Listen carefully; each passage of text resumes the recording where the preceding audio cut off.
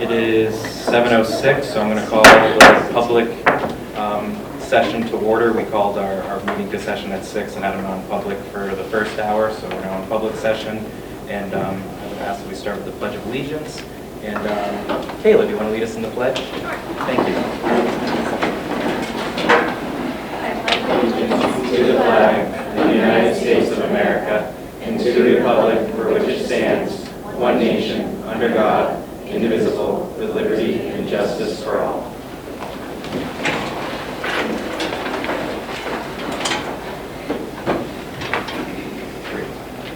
So we are now on to the GWRSD student presentations. So Principal Valmulari, you have the floor. Sorry.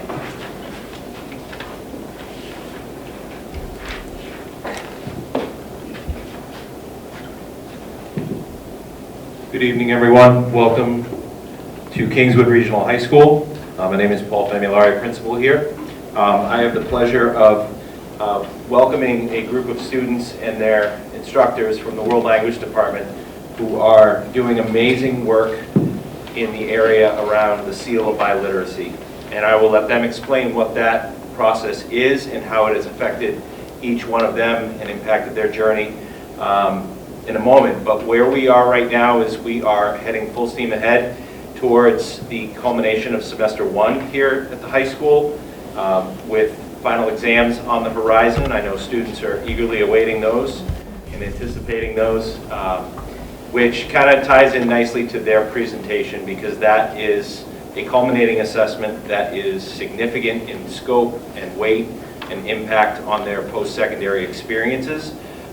So when you think about final exams school-wide, this really narrows in on some stellar work that these young adults are really encroaching upon as we near the end of semester 1. As we look towards semester 2, in February we have Winter Carnival coming up, a very spirited week here at the high school, so we are looking forward to that, as well as our winter sports teams, all of whom are in full swing right now and performing at high levels. We had a very exciting showing at the holiday tournament in Farmington last week. Our boys made it all the way to the final game. And our hockey programs, our track programs, really all of our winter sports right now are thriving. So we're very excited to be finishing semester 1 and turning to semester 2 in a few short weeks. So with that being said, I now want to turn our attention to our World Language Department, and I would like to introduce Julie Gary and Heather Holmes to welcome their students down and tell you a little bit about the seal of biliteracy.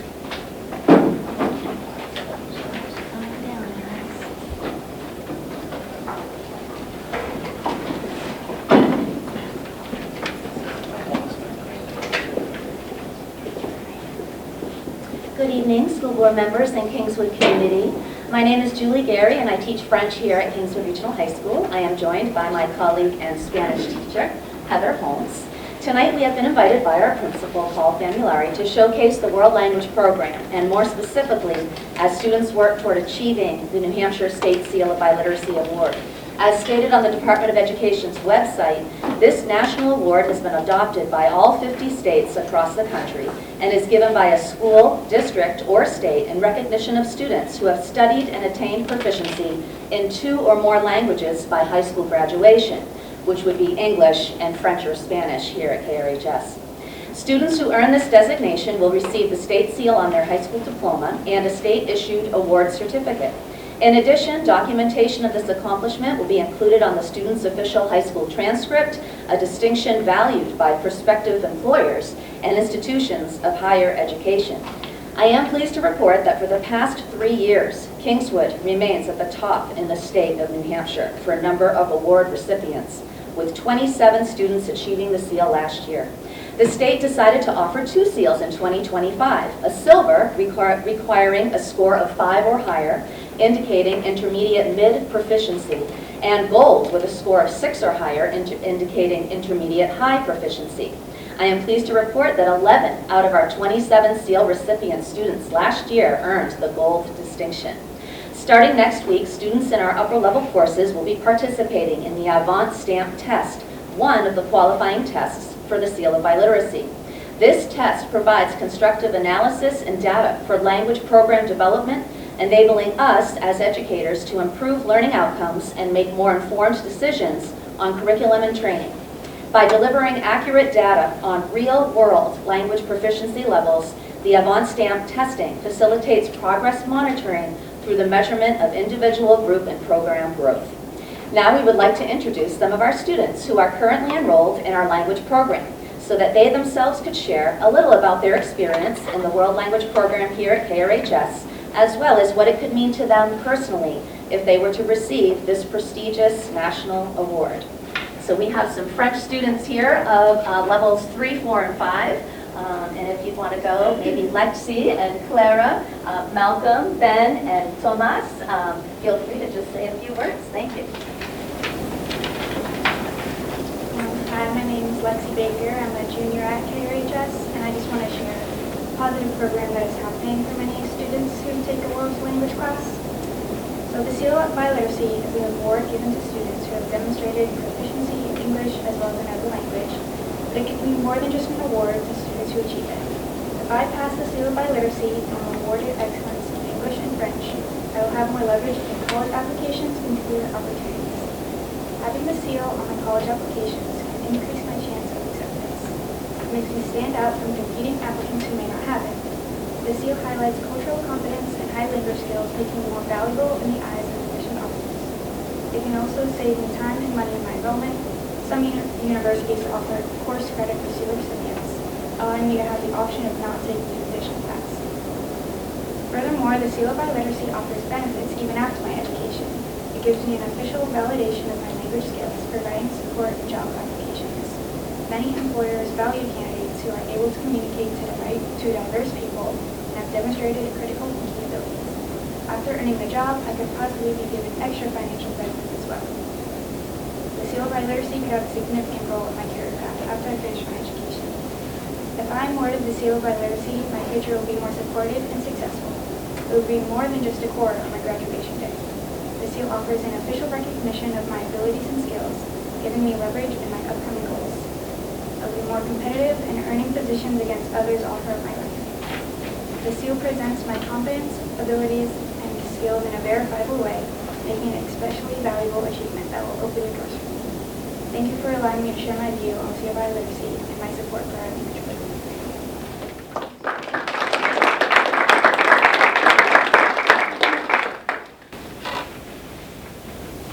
I'm Clara Lucas. I'm a sophomore here at Kingswood High School, and I've had a really positive language class experience as well. I'm speaking French, and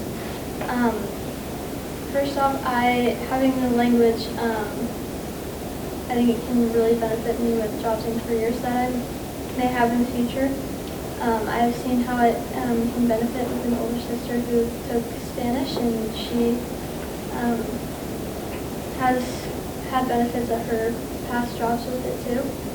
And I'm also hoping to go on a college path for after high school, and achieving the Seal of Biliteracy can help me get into the ones that I may be shooting for, and again, with getting accepted. But lastly, I love the language of French, and so I think being able to achieve the Seal of Biliteracy would be a huge personal accomplishment for me.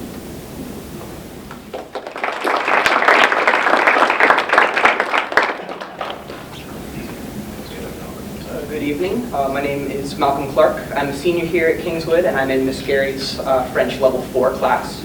A lot of what the seal means to me is outreach. Many of the colleges that I've applied to and even been accepted to have very significant populations of students who come from outside of the United States, many of which are French speaking. And in my preparation for the seal test, I feel that I've really prepared myself to be able to adequately communicate with those and to form connections with those people who may not speak English as a first language. Additionally, I think that this connection will allow me to share my passion as a student, as a musician, as even an educator, maybe later on in life, about the language and about myself and other things with other people in a way that is far more personal than speaking a language that maybe they don't understand as well as their native tongue. I think that the program here at Kingswood has really amazingly prepared all of us students for this upcoming test opportunity. Ms. Gary is sure to fill her classes with plenty of interactive and very engaging class activities. Plenty of speaking, writing, reading, and listening opportunities are scattered throughout, even if we might not realize it at times. And I think it really goes to show how passionate she is and how passionate the program is about getting us students ready for this opportunity. Thank you.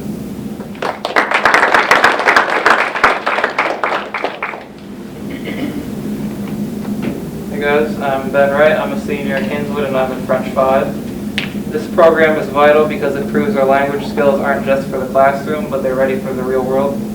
On a college application, it's a major differentiator that shows global perspective. And on a job application, it's a professional credential.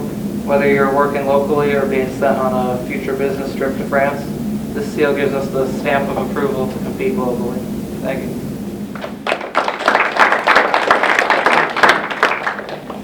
Hi, I'm Thomas Benker and I'm in French 5 and I'm a senior. I've had the opportunity to take French like all 4 years of high school, starting with French 1 in the middle school, moving up to French 5 as a senior. Last year I had the opportunity to take the CL Bioliteracy test as a French 4 student and came up just short, like one more point in any category I would have achieved it. This summer I spent a ton of time listening to French Duolingo podcasts, spent time on the French Reddit page, and somehow even stumbled on the authentic French TikTok page. I also got the opportunity last April and went to France with Madame Gary and got to use a language that I built like over all 4 years. This year though, I'm the most prepared I've ever been. As a student who's committed to the University of New Hampshire as a finance major with an interest in a minor in French and studying abroad, attaining this seal would be essential to my progression as a French student. I've worked hard in class, and I know Madame can attest to the growth she's witnessed with me. Attaining my seal would demonstrate that my hard work over the summer and this school year, and more importantly, like all my past 4 years, has paid off. It would set me up for success taking French as a minor, studying abroad, and could get me into areas such as international business. I'd be beyond grateful if I attained my seal. Thank you.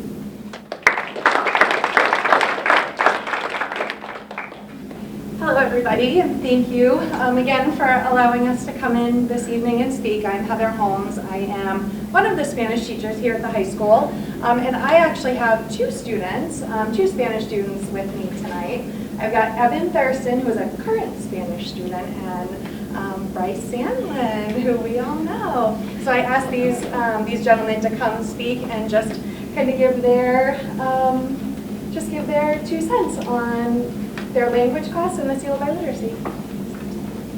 Hi everybody, my name is Evan Thurston. I'm a senior and I'm a Spanish student who's aspiring to obtain my seal of biliteracy in the coming weeks. And to me, the seal represents the importance of real-world connection. I know I can speak for myself when I say this, or speak for us genuinely. Our country is truly a melting pot, and in today's global society, the ability, to be bilingual is no longer optional, it's essential.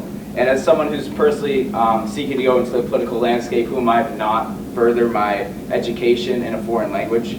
And the seal proves that students do more than simply learn another language. It shows that we understand the culture, history, and development behind it. And it prepares us to communicate meaningfully, build connections, and participate fully in an increasingly interconnected world. Thank you.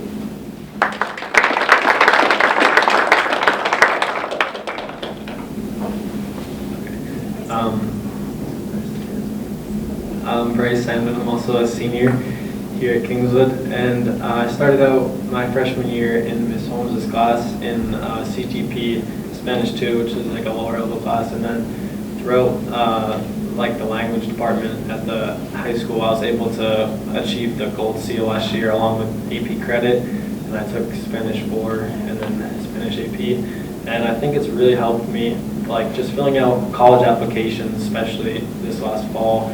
I can see like how much universities and like getting a job in the future will actually, like these people actually care about if I'm able to speak another language or not. And I think it's a really valuable skill to have. And like one of my goals in college is also to be able to study abroad for at least a semester, and that's definitely going to help me, not just in understanding the language, but also having credits, and that's certainly going to help.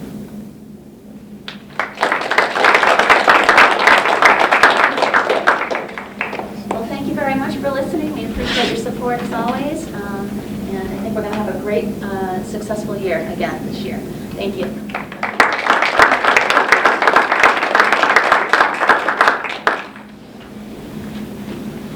Thank you for your presentation. Great to hear the benefits you guys are getting from the World Language Program at Kingswood.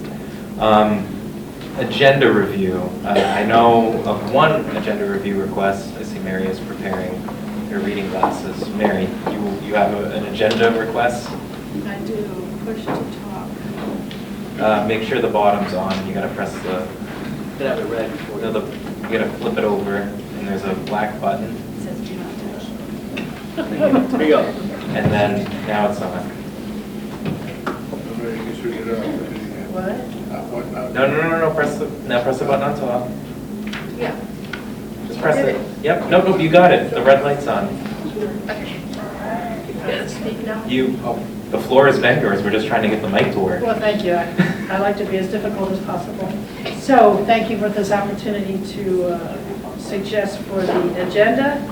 I'm suggesting under the chairperson's report a review of absentee school and the town ballot process, information and discussion. All right. And the superintendent added to our meeting packets an additional paper with some additional information from Michelle Capone, the Cooperative School District Clerk, about absentee ballots, and she has been kind enough on such short notice to avail herself and come to the meeting. So I will add it to the agenda, Mary, as review of absentee ballots. Is that okay? Under subsection B of my report. Lovely, thank you. Is there any objection? Okay, and I have one minor agenda change. Hopefully that objection is to move the student representative's report to after agenda review. Is there any objection? Seeing none? Okay. And so Bryce, the floor is yours. I thought we'll have a long presentation on the budget. You're free to stay, but I thought you might want to give your report before I give a 20-minute long presentation on the budget. And it is a school night, so. Thank you, I appreciate that a lot. All right, good evening, everybody. This past month marked the start of the winter sports season, along with many events going on around the school.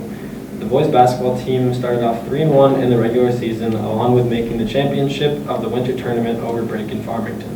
Senior Brady Motlin also achieved 1,000 career points in a road win against Merrimack Valley.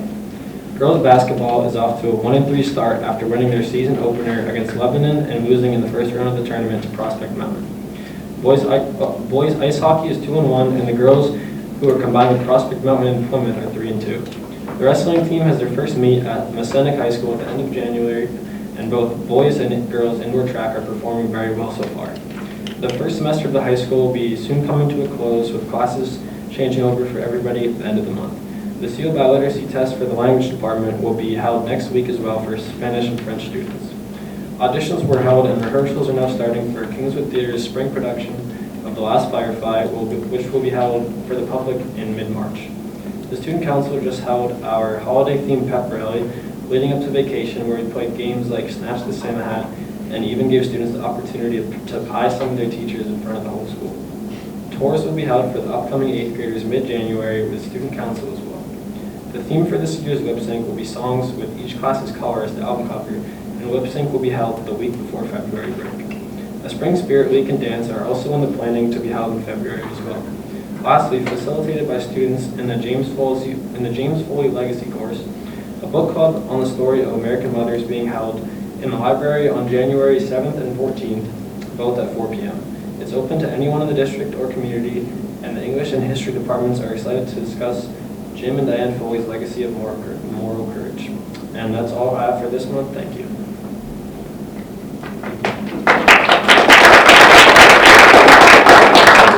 Does any board member have questions or comments for Bryce?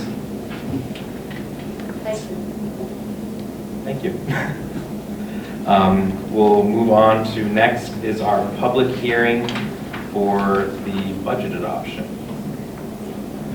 Okay, so the administrators are going to set up the PowerPoint. I'm going to open up the public hearing and kind of explain the procedure that we do, and how folks will at the end be able to provide direct input, and we'll try to answer questions to the best of our ability. So I'll open the budget adoption hearing for fiscal year 2027. So just as general for folks who have attended to provide input, we start with a presentation that the board chair will provide on basically everything related to the budget and a few of the warrant articles.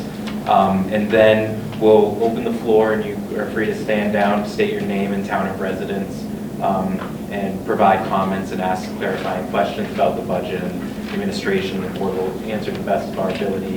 And then I'll close the budget hearing. When the budget hearing is closed, we'll then vote on, the proposed budget, maybe make additional changes if the board, wants to. And then that will be the budget that's presented to the voters at deliberative session. And then, whatever happens at deliberative session can impact that, and whatever's finalized at deliberative session is what will be on the ballot for annual meeting in March. So, are you ready? Great, I stalled just enough amount of time. So I'm going to get up and go over there. I'll stand up.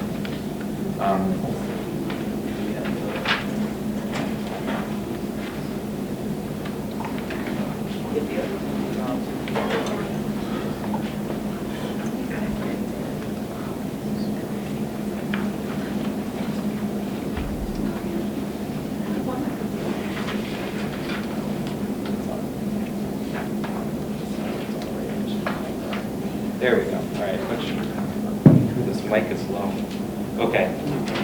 So this is our budget hearing for the adoption of the fiscal year 2027 budget. The Finance Committee was who formulated and presented this budget to the rest of the board was myself, Kirsten Burke, Kayla Hewitt, Dr. Jim Manning, and Dr. Jim Manning is chair of the Finance Committee.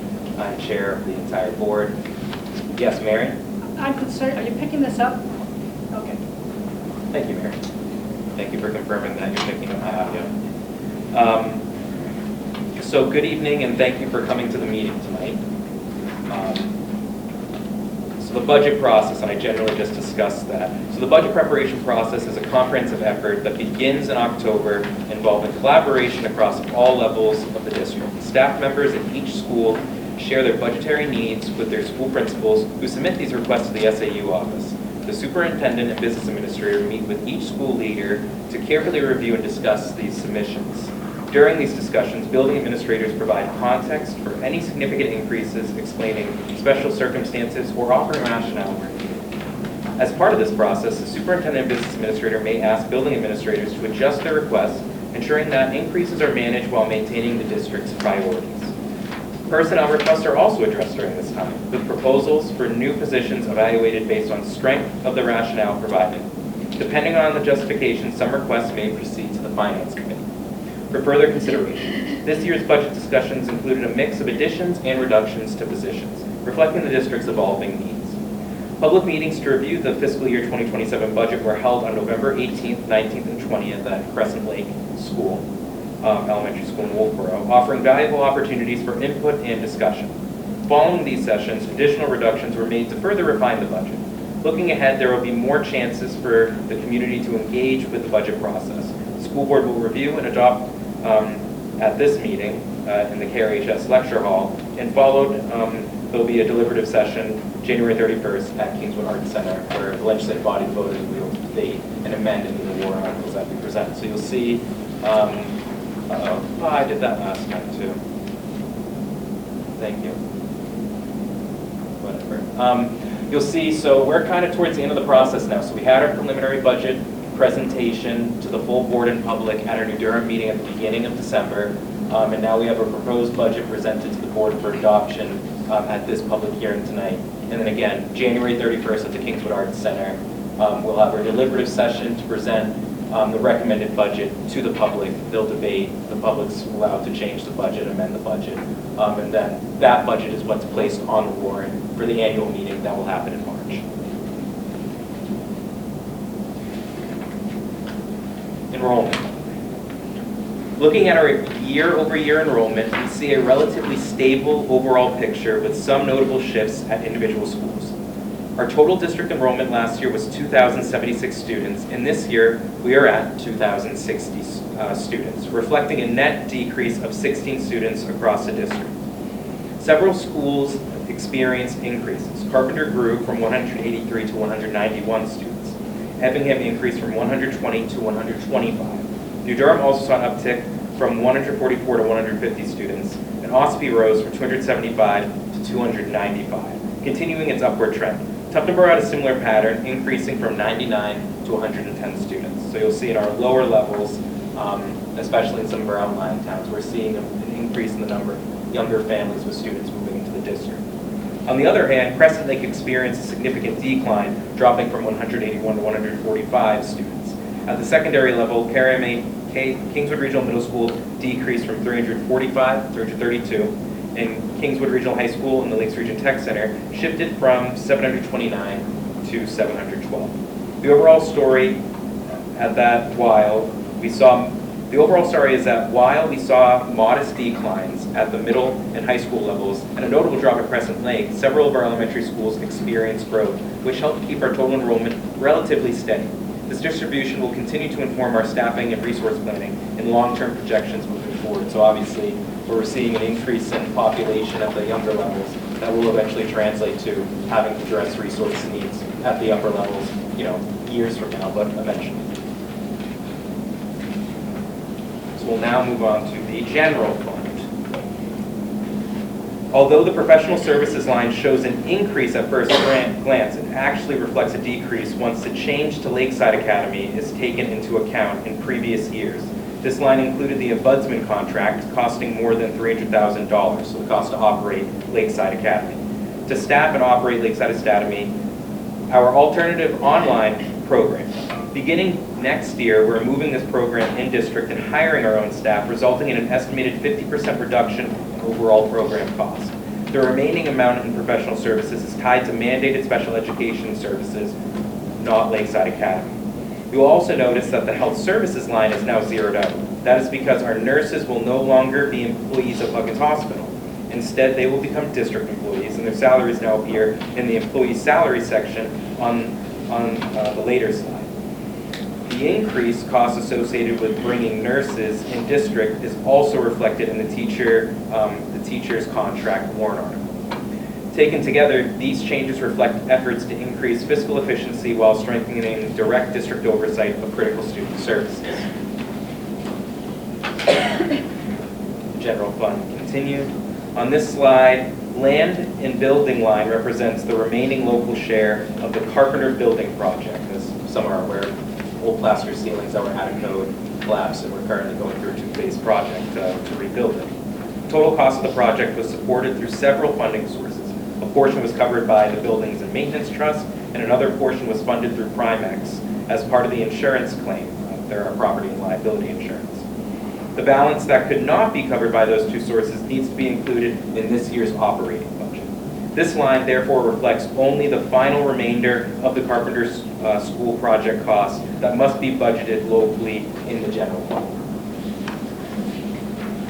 So there was a request at our last budget hearing to break down our special education services, specifically the line 320. So I'm going to kind of go over it, but these are kind of the three main parts of that line that are kind of our cost drivers for the most part. So the special education budget process is one in which the Director of Special Education and Counseling Services work with principals, the superintendent, and business administrator in planning for the various needs of our students and staff members while maintaining a fiscally responsible budget to present to our school community while maintaining the balance of providing the legally required special education and related services to eligible students. The Governor Wentworth Regional School District currently provides special education for 347 eligible school-age students. Last year was 354.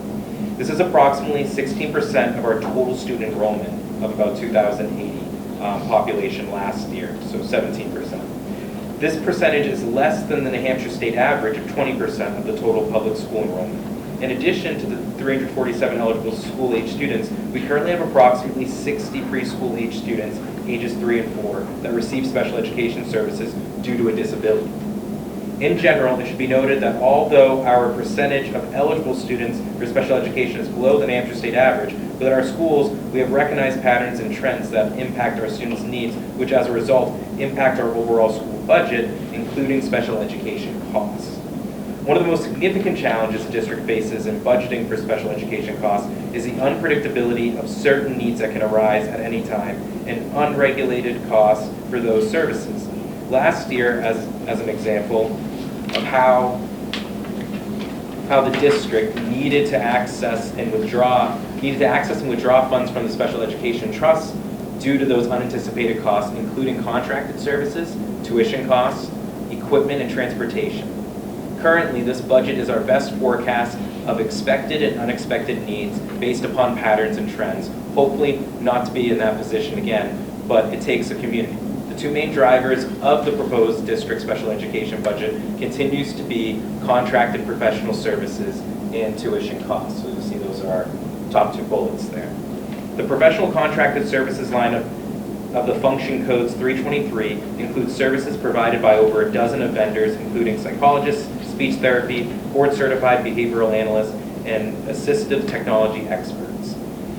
These are contracted service providers that are not GWRSD employees. Additionally, special education tuition function codes 560 through 563 are all related to tuition expenditures, either private or public, at all three levels, elementary, middle, and high school. Work diligently to make sure that students are educated within the least restrictive environment within their local community school. However, based upon the nature and severity of a student's disability and their unique circumstances, that is not always possible. GWRSD tuition lines support both in-district specialized tuition programs as well as out-of-district specialized tuition.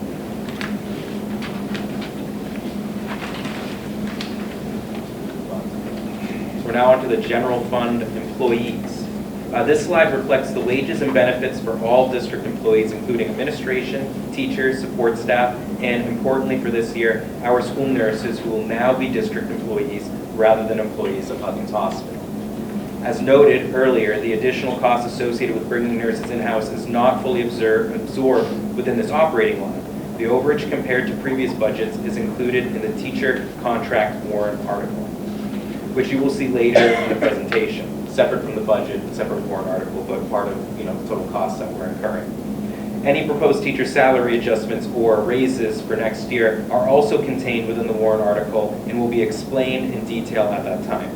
This slide also includes new proposed staff positions, which will be outlined and explained in the next slide.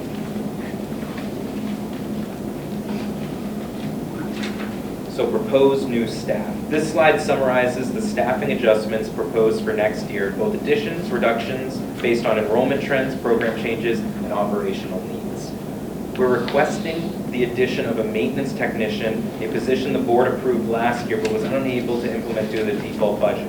Our current maintenance team is stretched extremely thin, and this role is critical to ensuring timely repairs and preventative maintenance across all district buildings. In the SAU office, we're proposing a finance manager to support growing financial and grant management responsibilities. To help offset this cost, we're reducing an SAU administrative assistant position. This restructure ensures we meet financial oversight needs while remaining fiscally responsible. At the high school, we will reduce one math teaching position.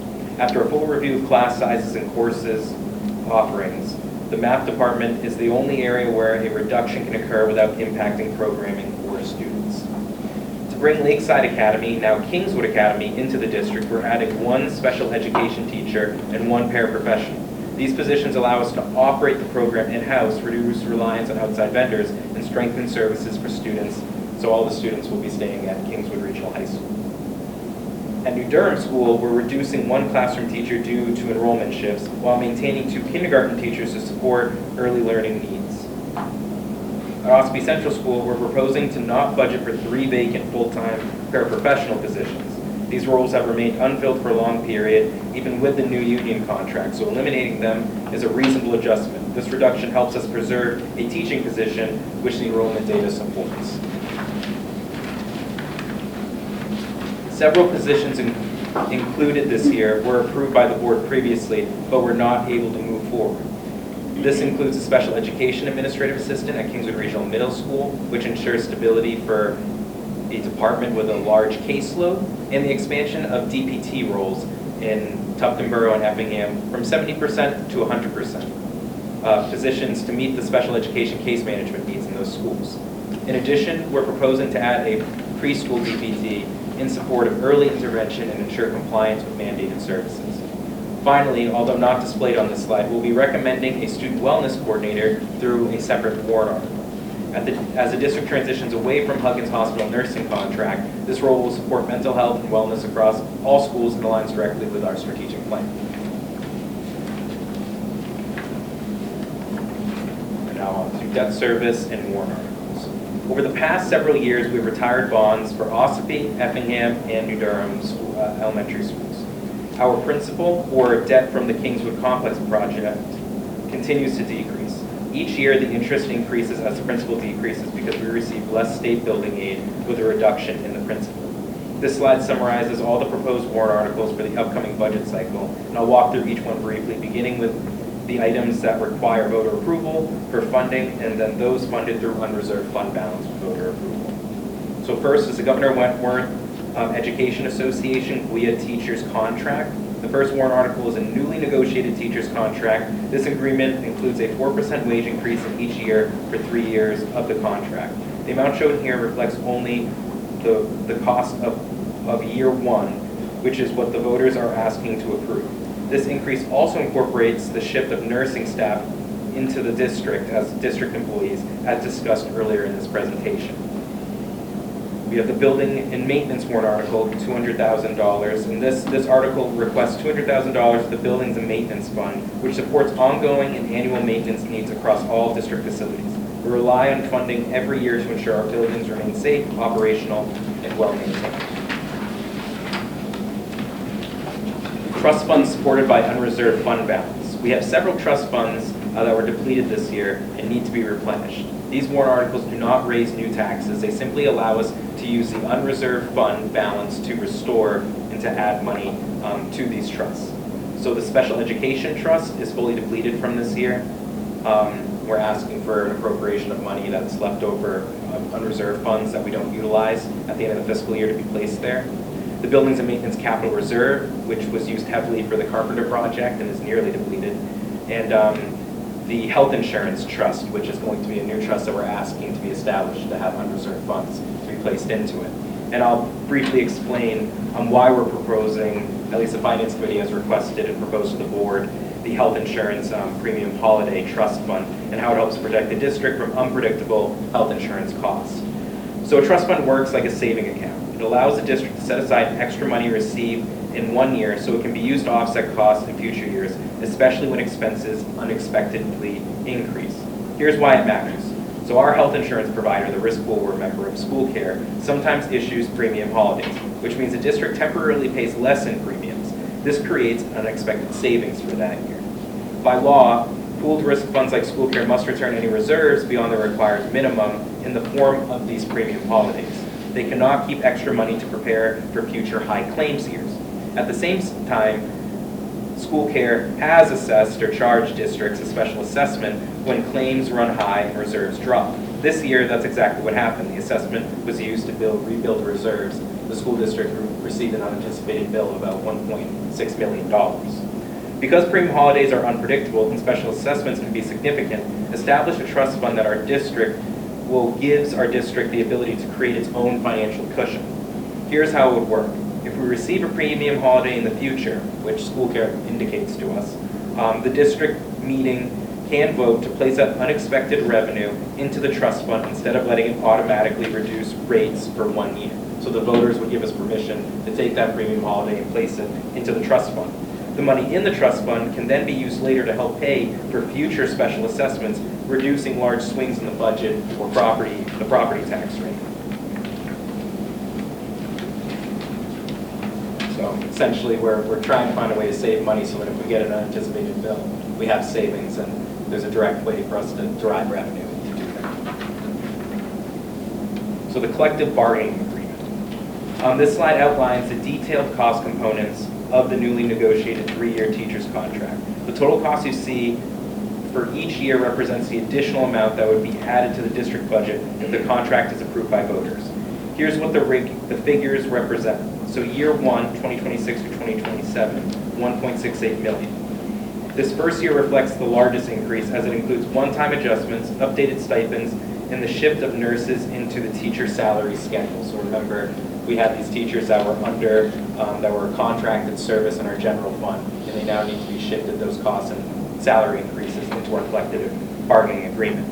So the key cost drivers are professional development, $50,000, additional district-wide professional development funding to support constructional improvement in CBE work, additional compensation and summer pay, $18,908 total.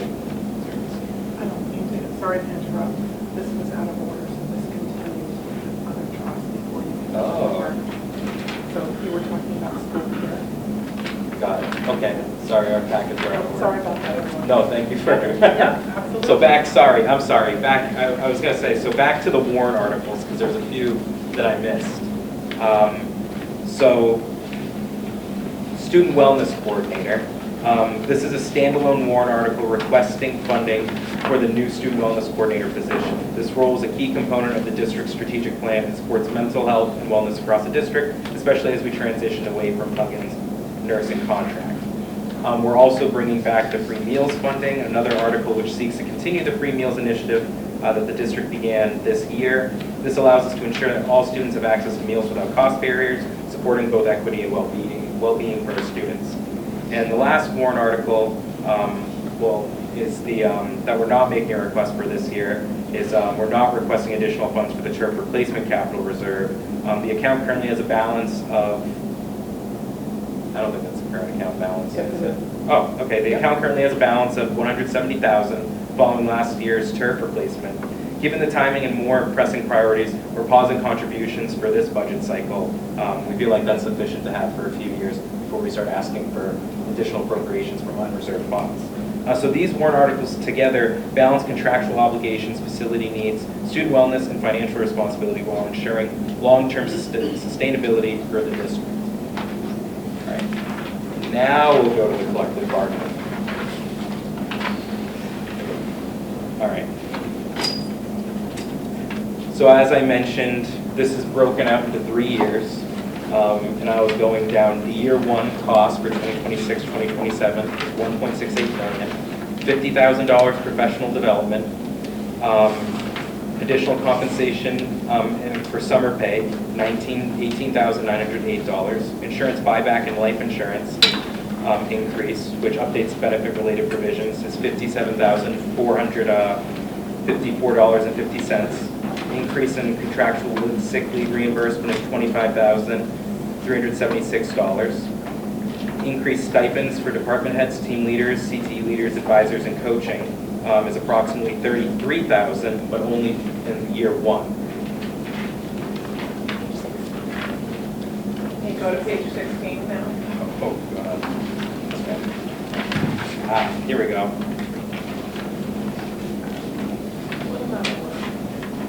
And then there's also the remainder. The remainder is a 4% increase in each salary schedule each year, beginning with year one. And these raises continue across all 3 years and account for the majority of the costs. There's also the CTE nurse salary schedule included in that, which is $320,430, which is a major year one cost, as again we're reflecting the transition of nurses into district employment and placement on the salary schedule, and the cost does not repeat in years 2 and 3. Year 2, 2027 through 2028, is a $1.31 million cost. Year 2 includes only the continuing contractual obligations, primarily salary schedule, 4% increase, which is $1.28 million, sick leave, $25,376, and CTE advisor differential, $507. No additional stipends or benefit adjustments occur in year 2.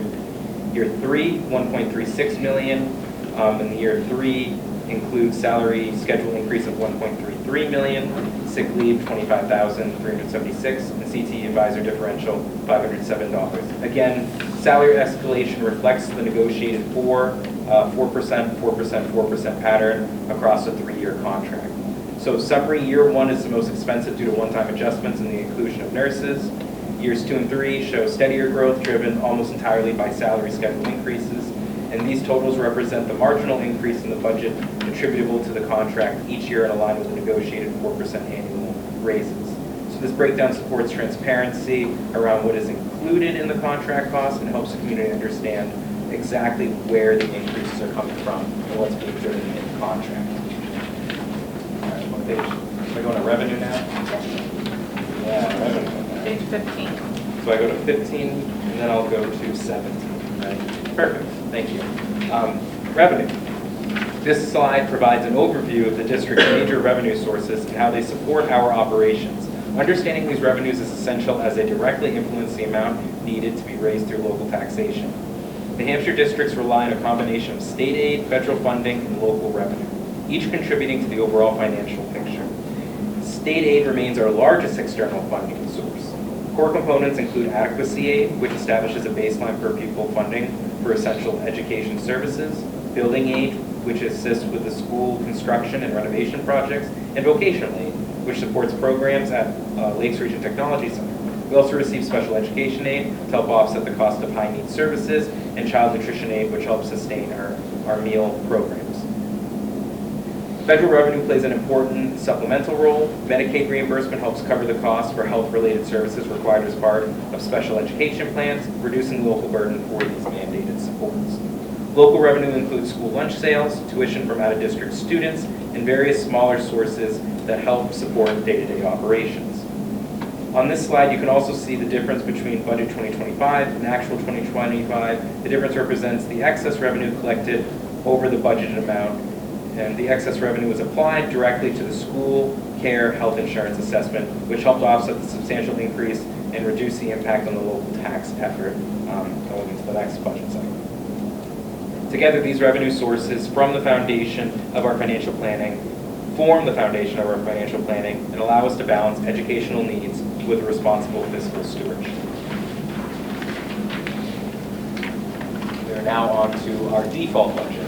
The default budget for fiscal year 2027 is $236,502 higher than our proposed budget. The difference comes primarily from the middle section of our budget sheet, where the cost reductions made by each individual school in the proposed budget are not reflected.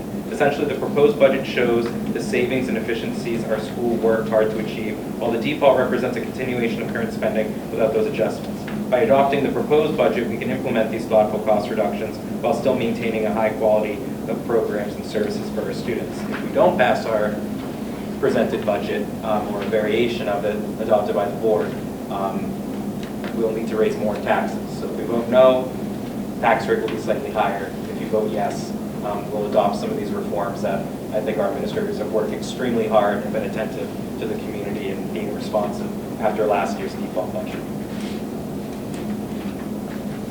Important dates to remember. So tonight, January 5th, this is our final budget hearing, so that's what we're doing right now, and everyone here will get an opportunity to speak once I'm done with the presentation. Tuesday, January 13th, that is the last day for collective bargaining. We've been done collective bargaining since about November. Tuesday, January 13th is also the last day for petition warrant articles. I had someone call me and say that they're considering petitioning a warrant article.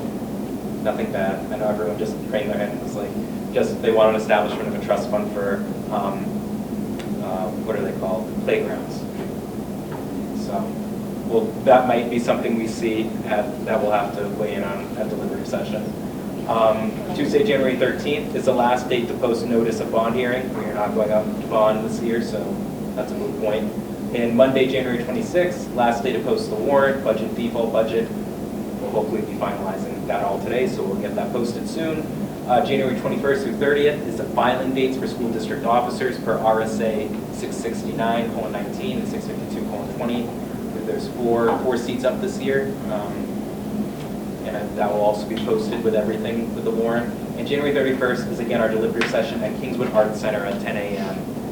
That's a Saturday to be accommodating to people across the district. So thank you very much for listening to my presentation. And I'm going to go back to the microphone there and help run the hearing. If you have comments, I would encourage you to please come up here, state your name and town of residence, and ask us questions or provide feedback. Thank you.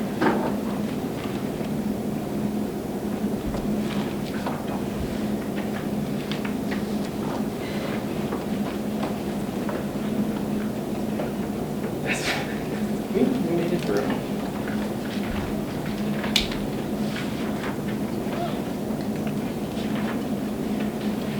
Does anyone have any comments? Yeah, go right ahead, Stephanie.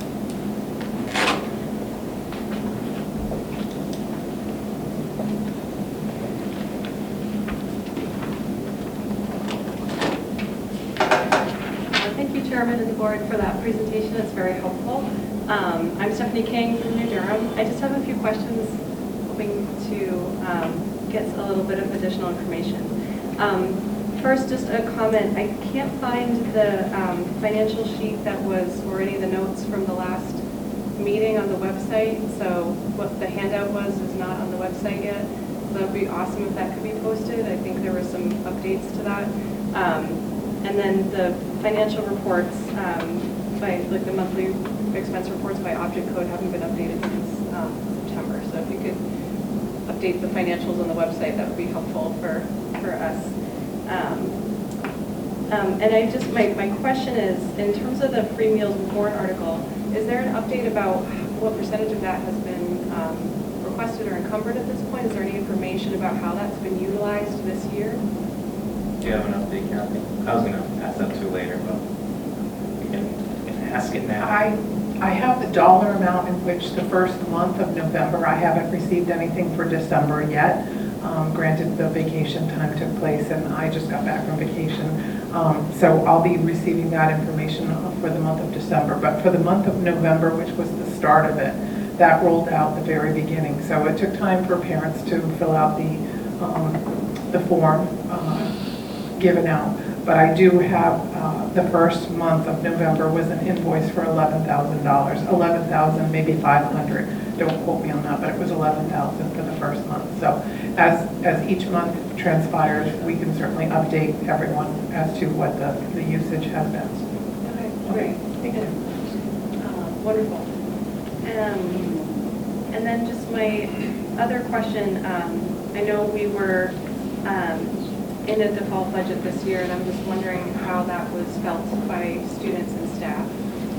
I would say not well, to put it. I mean, I think to be short. I mean, I think you could probably, we heard a lot of testimony from staff and from families about, you know, for example, things that happened with the athletic fields where we went into a record drought and things of that nature where folks were not entirely happy with certain upkeep that wasn't able to be consistent and other things of that nature. So I think, you know, we've managed to weather it, but it would be very catastrophic, I would say, if we went into two default budgets, you know, or multiple default budgets. You know, I've seen in some school districts and municipalities where entering into multiple default budgets locks you into spending reflective of when you last passed a budget versus the actual realities and the fiscal needs of the political subdivision or the school district or municipality. Also, to your question about the, I believe you were asking about the things from what we presented at the December meeting. Yes. That's on the school board webpage under annual meeting. I think that last year's information is on there, not this year's. Unless which is last month. Yeah, I mean, it says 2026 annual meeting, preliminary budget presentation, 12/8/2025, and then the new staff requests are also on there. The handouts, do you know what I mean? With like the actual budget sheets? Oh, you're talking these budget sheets? Yes, those. So that's. Okay, yeah. so what we proposed, yeah, we can add those. That would be I mean, It's in the it'll be likely, I mean, not likely, but it may change, but I think maybe we were waiting until we had an actual proposed budget the board had adopted. Okay. Because we could still theoretically make changes tonight. And there are some photos of it in the slides the superintendent showing me. So, but yes. The photos of her. Yes, I think point well taken. We'll make sure those documents get on the website. We historically do. Yes. All right, great. Thank you very so much. Thanks. Can I ask a question about that, or maybe I should wait? Go ahead. Why not? Sorry. Oh, thanks. Sorry. Okay, sorry. No, so just regarding the default, I'm really curious as to like what that looks like. But one piece of it I know that I would like folks who are here to know is something that Kathy was saying about our maintenance staff in particular, like what the burden has been on them. because I don't think people are aware like what the norm is for maintenance and what our folks are like breaking their backs to do for us. Which, and also thank you to them, seriously, because I think it has been a hard year. If you don't mind, Kathy, sharing like what's the normal square footage that a maintenance person is supposed to be responsible for versus what we have? 50,000 square feet, and right now we have over 659,000 square feet throughout the district. So that would mean that we should have 13 maintenance staff. We only have 5. And are we requesting a 6th? We are requesting a 6th, correct. Thank you. I think it's a long-term plan, it seems like, from the administration, because each year we've requested one to potentially beef up, but we can't do it all at once, but, you know, multi-year effort where we can get more positions for maintenance. Are there any other public comment or questions? I kind of anticipated a lot more people would be here. Snowing I know it's I snowing. didn't know it kept snowing. I thought it was going to stop. Yeah. Thank you. Fair. Good job. Thank you for joining us. So I'm going to close the public hearing. And then I'm going to open up to the board. I guess we should have a motion to adopt the budget as presented, and then if we need to make motions for amendments. Does that sound fair to folks? So moved. Moved by Dr. Jim, seconded by Nate. So it's moved by Dr. Jim and seconded by Nate Williams to adopt the budget as presented. So is there any further discussion or any additional motions that people would like to make? I just asking for maybe a little more clarification on a couple of like I didn't see these in the last couple, so I just noticed them tonight, but the replacement vehicles, why that went up so much, like 180K. I know we plan to replace stuff every year, but is there something that catastrophically went down wrong or something? No, it's just the increased amount of the leases. So the transportation department, as you know, we don't outsource unless we don't have the drivers or the capacity to be able to cover routes for all students. Regular daily routes are always covered. It's usually the special education needs or sometimes the homeless students that the district is responsible for. But the transportation department always leases 3 new buses each year. Any buses that we finish the lease, we have to buy out. That's also language in the leasing contract. So the buses have gotten more expensive. That is the increase in the what's the other question? You just said the increased amount. It's the leasing amount. Okay. And I just wanted to say also, anytime a bus is deemed out of commission and it can't pass inspection for whatever multiple reasons, we do put them out to bid for sale. So we do sell the buses if they're drivable, even if they're not drivable. And that revenue goes back to miscellaneous revenue or sale of assets that are reflected at the end of the year. But that's the increase in the leasing costs and the buyout of those buses when they come off the lease. But we've leased 3 every year, 3 every year. So Okay. and the budget for 2026 and the budget for 2027, the difference, remember, one's a default budget and one's the proposed budget. I have one.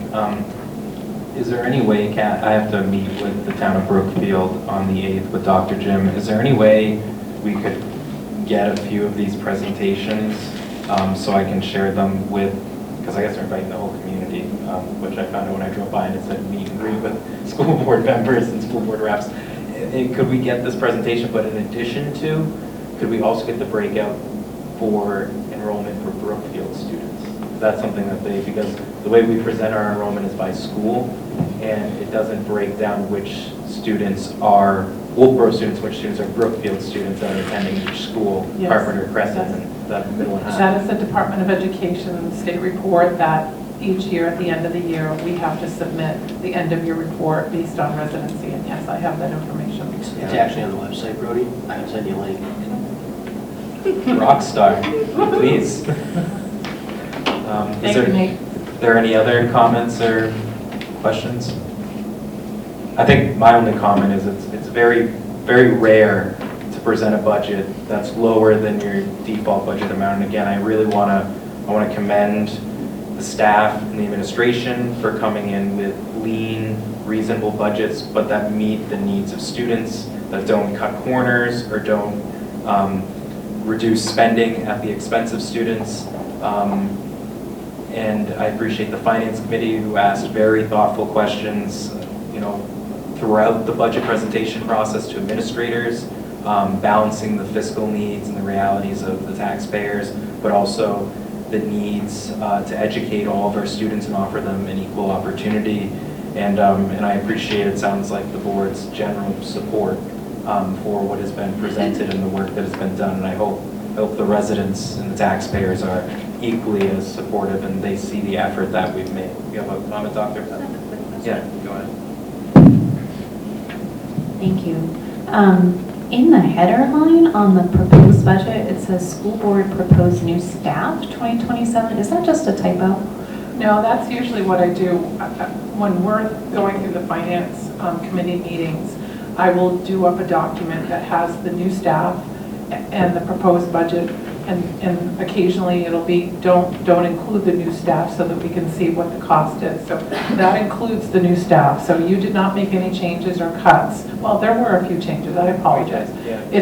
But this includes the proposed new staff, which was on the slide. I understand, but this column is the proposed budget with for 2020, including the new staff. Correct. It might be good to change the title. I just not to be piddly, but like people might see that and get a little confused. Well, I was also waiting for the board tonight to adopt the budget. So if there are any changes made, I'd be comfortable adopting a change in that column. Thank you. Any other questions or comments? Going once? You can, do you have some? No. Oh, I'm looking at, yeah, go ahead, Danielle. No, please, it's an important decision we're making and what we're presenting. Okay. So, yeah, and then, because I think this is going to come up at deliberative again, so that's why I was hesitant, but I wanted to ask about my understanding about the student wellness coordinator, because it had said like we were saying in the presentation, to support mental health and wellness. They will also be the person supervising the nurses, right? Is that correct? Who would, if we end up in a default budget and we're not able to have that position, who would end up supervising those nurses? Well, ultimately, each principal would supervise the nurse in their building. However, there wouldn't be a centralized person to bring them all together every month. So currently we have Director of Special Education, Dr. Kelly Mask, Director of Special Education and Counseling. So as the leader of those positions in those departments, she brings those people together every month. They talk about, legislative changes, new rules, responsibilities. They make decisions about what trainings to have, that kind of thing, what needs they have, what they need to put in place. The student wellness coordinator would serve as a centralized person for mental health, for improving access to other areas of wellness, physical health, nutrition, as well as overseeing all the nurses. So all of that relates to, so to have that one centralized person, they would bring all of that together, make a more cohesive system for student wellness in general. But if we did not have that, those nurses would still be supervised by their principals. Yeah, so okay, thank you. That's what I thought, and I just, because I'm a health professional, I understand the importance of, although I am very confident that Kelly is fabulous. If you're a nurse with a nursing license, it matters to have somebody who's a healthcare professional who has experience in managing those positions to be in that role and to not further burden our admin team who before this position existed, you know, has a lot to do. So I wanted to understand that and hope that that position will happen. Thank you.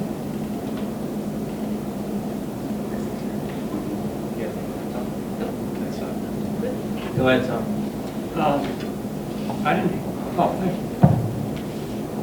I didn't hear all of Nate's question, so this may be a repeat. At line 720, land and building improvements, we show a 14,866% increase. That's a line. I'm sorry, what? That's the object code, the line for the rest of the Carpenter project. We haven't had to fund that line historically, so that's how we're paying for the remainder of the Carpenter project. So that reflects any outstanding financial commitment that we have that we're contractually obligated to fund. Okay. Thank you very much.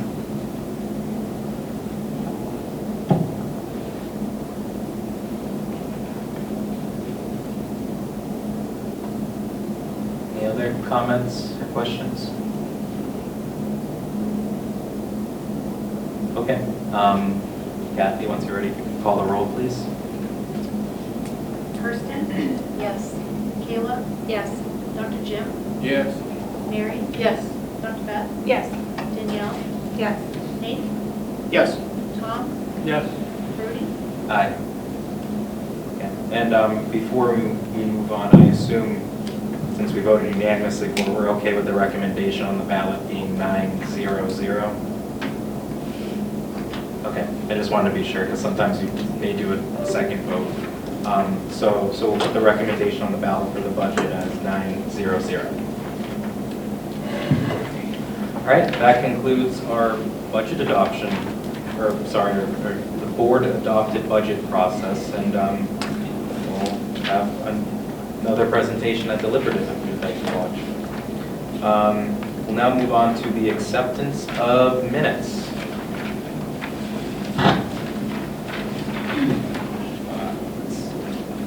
Start with the school board meeting of December 8th.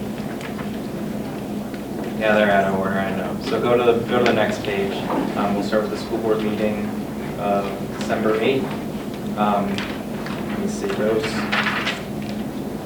those members present were Tom Bickford, Kirsten Burke, myself, Kayla Hewitt, Dr. Jim Manning, Mary Shelburne, Dr. Beth Scheckler, Daniel Van Dusen, and Nate Williams. Someone make a motion to adopt the meeting minutes as presented? So moved. Second. Moved by Dr. Jim, second by Kirsten. Is there any changes, edits, requests? Seeing, do you have one, Dr. Bell? Is this the meeting where Ms. King made public input? I thought it was this one.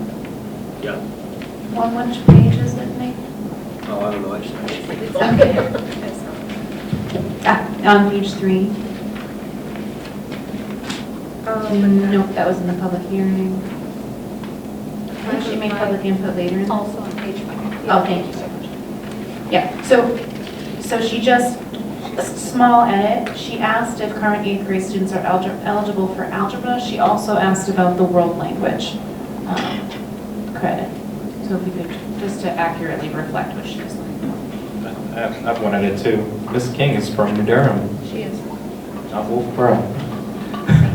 Unless she's moved and I wasn't aware, I didn't think so. Okay. Is everyone good with those edits? Did you have a comment, Danielle? No. Okay. All right, well, then we'll vote on the minutes with Dr. Beth's edits. So Kathy, if you could call the roll once you're ready, please. Kirsten? Yes. Kayla? Yes. Dr. Jim? Yes. Mary? Yes. Dr. Beth? Yes. Danielle? Yes. Nate? Yes. Tom? Yes. Rudy? Aye. Okay, now we'll go back in the packet page to the Community Relations Committee meeting. And committee members present were Tom Bickford, Dr. Jim Manning, Dr. Beth Scheckler, and Nate Williams. So one of the committee members present would make a motion to adopt adopt the minutes as presented. So moved. Second. Moved by Dr. Beth, seconded by Tom. Is there any discussion? Seeing none, call the roll of the committee members. Kathy, once you're ready, please. Tom? Yes. Dr. Jim? Yes. Dr. Beth? Yes. Nate? Yes. Now move on to the December 18th Human Resources Committee meeting. Members present were myself, Mary Shilrich, Daniel Van Dusen, and Dr. Beth Scheckler. So if someone who was present would make a motion to accept the minutes as presented. So moved. Second? Moved by Mary, seconded by Dr. Beth. Is there any further discussion? Seeing none, you would call the roll, please, Kathy, once you're ready. Mary? Yes. Dr. Beth? Yes. Danielle? Yes. Marie? Aye. Motion passes unanimously. And next, we have our manifest approval. And the manifest total is $2,898,949.18. Is there a motion to accept the manifest as presented? So moved. Moved by Dr. Beth. Is there a second? Who's the second? Nate. Okay, moved by Dr. Beth, seconded by Nate. Is there any discussion? Seeing none, Kathy, you call the roll once you're ready, please. Kirsten? Yes. Kayla? Yes. Dr. Jim? Yes. Mary? Yes. Dr. Beth? Yes. Danielle? Yes. Nate? Yes. Tom?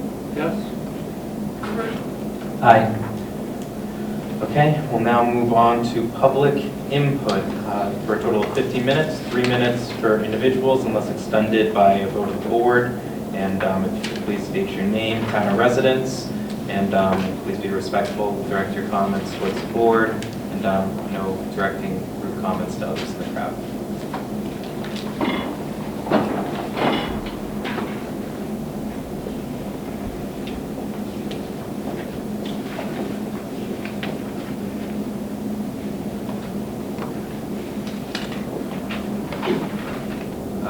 Hello everyone, I'm Ewan Nicol. I'm a junior at Kingswood Regional High School, and I just wanted to address an issue that I thought I found, and it was the changing of the jump start day from to August 28th to be the same day as the new Teachers Initiative Day. I just wanted to put my opinion on it as a student and voice my concerns about it to the school board. Could you speak up a little bit, please? Yeah, sorry. It's, Thank you. yes, let me just repeat that. I wanted to speak about the changing of the jump start day for freshmen and transfer students into the Kingswood Regional High School, and I wanted to voice my concerns as a student to the school board to hopefully make some changes to better student life. Jump start day is pretty important for me as a student. I know I'm a bit older, but last year when I transferred, it was pretty important to meet my teachers, and especially for new freshmen coming in, it's not just a landscape viewing, it's get to know your teachers and your classmates. It's come to my attention that this date has been moved to a date when teachers are not in the building, which I see is pretty vital for the day as a purpose. Taking teachers out of it is pretty bad for the whole experience and whole purpose of it, which I view as a meeting teacher, and if your teacher isn't there, there's not much point there.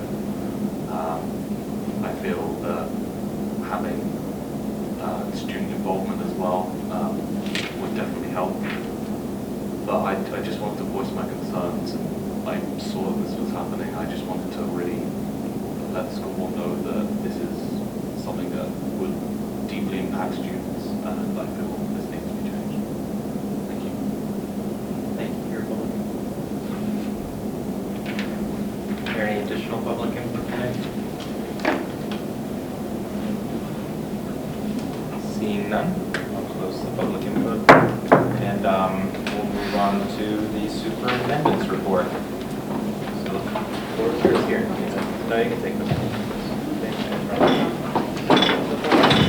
Questions you guys have? Okay, sure. Thank you. Good evening. I'll just highlight a few things from my report tonight. I included a December summary. The SAU office has been very busy over the past month, of course, focusing on budget preparation. So we had safety meetings and grant submissions.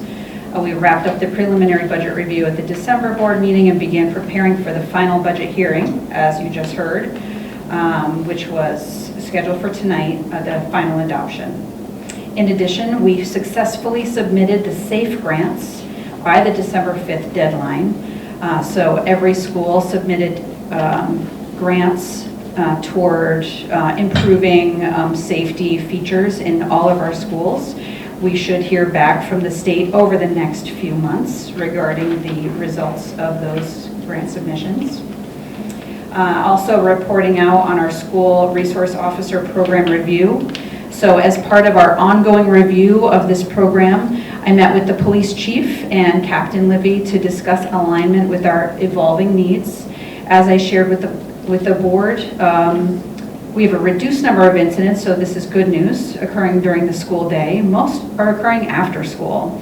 So we've adjusted the schedules of the 2 SROs at the Kingswood complex. All the administrators met to review the positions and the needs and what we need to keep our students and staff safe in every school. We have a safety coordinator at the Art Center. We're also changing a hall monitor to be a safety monitor at the middle school. And the 2 SROs that we have, they will overlap at times, but they will not be both 5 days a week. However, we are increasing how that other position works with our staff and students. So they'll still be involved in our behavior intervention team meetings. They will still be working on the junior ROTC program, which is just getting off the ground at the middle school. And we're initiating research on a drug and alcohol prevention program to start at the middle school. So we're looking at that very carefully. We're including Crescent Lake in this plan because although they're not technically part of the Kingswood complex, they share some of these resources. So that is underway. We're staying in close contact with the Wolfeboro Police Department as far as reviewing and assessing the MOU, and we'll bring that to the board next year. The last 2 items include the process and the progress we've made with the high school competency-based education initiative, as well as the Carpenter update. So at the high school, we've had 3 meetings now with the full staff in this very room to move forward with hearing their input on competency-based education, on rubrics. They've taken several votes. They're meeting with student focus groups. They're going to be visiting other districts, and we're bringing all that data back together and meeting again in February. And we'll keep the board apprised. Lastly, the Carpenter School Ceiling Stabilization Project. Bowen provides us updates every month. So their December update, they provided this mid-December. Current work in progress includes structural strapping currently being installed in vestibules and stairwells. They've been installing additional pieces of strapping to create a more historic-looking coffer ceiling in some of the more central, the lobby, the central walkway, and the main hallways. They installed a soffit by the attic stairwell in the upper floor hallway to allow for installation of the drop ceiling. Sprinkler heights have been adjusted to accommodate the new ceiling height. And a ceiling grid is being installed. This is phase 1, while all tiles for phase 1 have been delivered to the site. So all the tiles are being installed and lighting fixtures will be installed as they come in. So over the next month, ceiling tiles and lighting will be installed as fixtures are delivered. Please pause.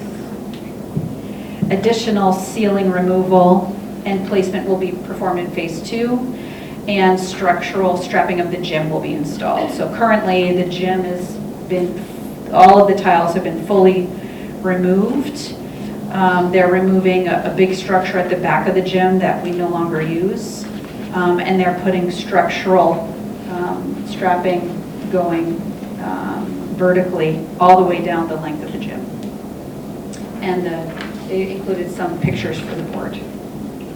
Thank you. Any questions regarding my district update? Questions for the superintendent or comments? Comment from Mary. I appreciate the opportunities that have been provided for the board members to tour the part that was saved. It added a great deal of continuity to what's going on, and certainly applaud the effort and piggyback on what Danielle said about the custodians and the work that they've done, part and parcel. So thank you. Thank you very much for saying that, because our maintenance are working alongside this Bowen Corporation. At the last walkthrough, which they're happy to do any additional walkthroughs for the board, by the way. They keep bringing it up. Would you like to come again? Would you like to come again? So just let us know. Our staff is alongside the whole way. So once a room is finished, there's one room that is beautifully painted. It's professional, it's gorgeous. The ceiling is done, and they've chosen a color scheme. It's so calm and beautiful. They're right on top of it. So this is just a testament to their work ethic, their investment in our building, as well as, the timeliness. So we don't have to wait for Bowen to be done for then our staff to be in there. No, they're in there at the same time. Thank you. Any additional comments or questions on anything in the superintendent's report?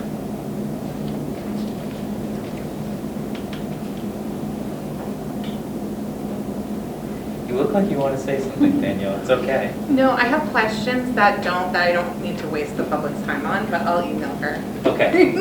Please do. But yeah, good thing. All right, we'll move on then to the Kingswood Athletics fundraiser. So the floor is still yours, Dr. Callahan. Thank you. We have a crowdfunding request. Per policy, the school board approves these requests.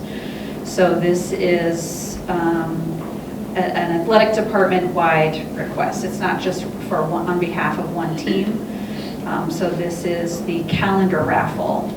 And the request is to use mgsportsfundraising.com. Our business administrator, Kathy O'Blennis, has reviewed this carefully and approves. So I asked the board for an action. I'll make a motion to accept the Kingswood Athletics fundraiser request as presented. Oh, everyone really wanted it. Kirsten can second it. Give it to Kirsten. Yeah, you're the athletics person. Yeah, that's true. Any discussion or comment? Yes, Tom? Could you use a mic, please? I'll try.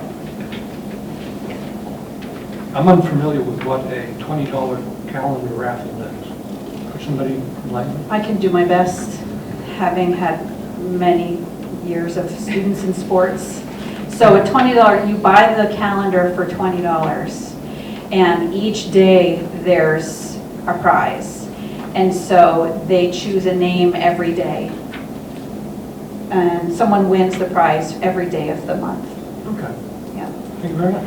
Hope I got that right. Any other questions or comments? Seeing none, Kathy, could you call the roll, please? Kirsten? Yes. Kayla? Yes. Dr. Jim? Yeah. Mary? Yes. Dr. Beth? Yes. Danielle? Yes. Nate? Yes. Tom? Yes. Bertie? Aye. Motion passes 9-0, and we'll move on to budget transfer requests. Thank you. We have 3 requests under special education this evening. The first is to make the transfer of $92,468.74 for the payment of clinical and educational consultation by a BCBA, Board Certified Behavior Analyst for students in the school district for this school year.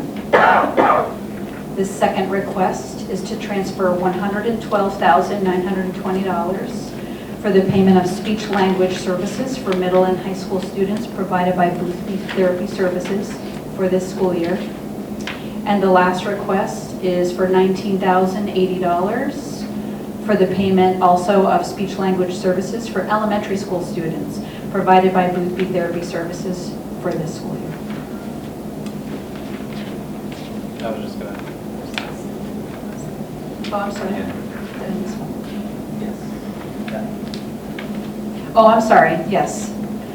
So on the third page of requests, it's actually two in one for this purpose of the payment of speech language services. So it's $19,080, but it's also $120,000. So both of those combined for the payment of speech language services for elementary school students. Thank you. So we can, so there's kind of two ways we could do this. If we want as a board, we could take up each of the four individually, or we could bulk vote the four together. I have no preference either way. Okay, so Dr. Jim moves to approve the line item transfer requests, all four as presented.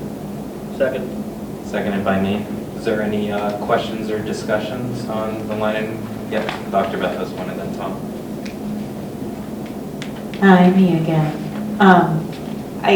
I know that these services are essential and important to our students, but these requests have come in sort of fast and furious in the past few months, and the amounts are troubling to me.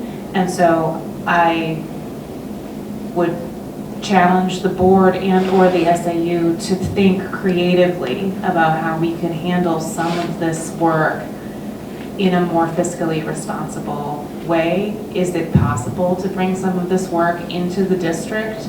I know it's challenging to find these kinds of providers in New Hampshire, but I really feel like I'm swallowing my boots every time we do this. Thank you. Want me to respond? Yes. We agree. This is very difficult, and you know, as far as paying over hundreds of thousands of dollars for these services, for behavior support, for speech and language, these are positions that are very difficult to attain, as a district. We have posted positions, and some of them actually, like a BCBA, you don't necessarily need that all the time. So when you do need it, it is something that you need to contract out. Speech and language, that's something that that service increases all the time. I know that in special education, we've had to think creatively and offer and even hire people to provide virtual services, because even through contracting, it's hard to get the person to be here in person with students. So we absolutely share this with you, this concern. Some of it is happening now because we have delayed doing this from the beginning of the school year until now, hoping and hoping and hoping we could employ directly by the district. But now mid-year, we can't put it off. But thank you, we do share that. Any other? Yeah, Tom. My question is relative to the fact that we seem to be transferring funds from the elementary school to the middle school and high school, and vice versa. And my question is, rather than having to make all these transfers during the year, why haven't we budgeted in those particular schools to begin with?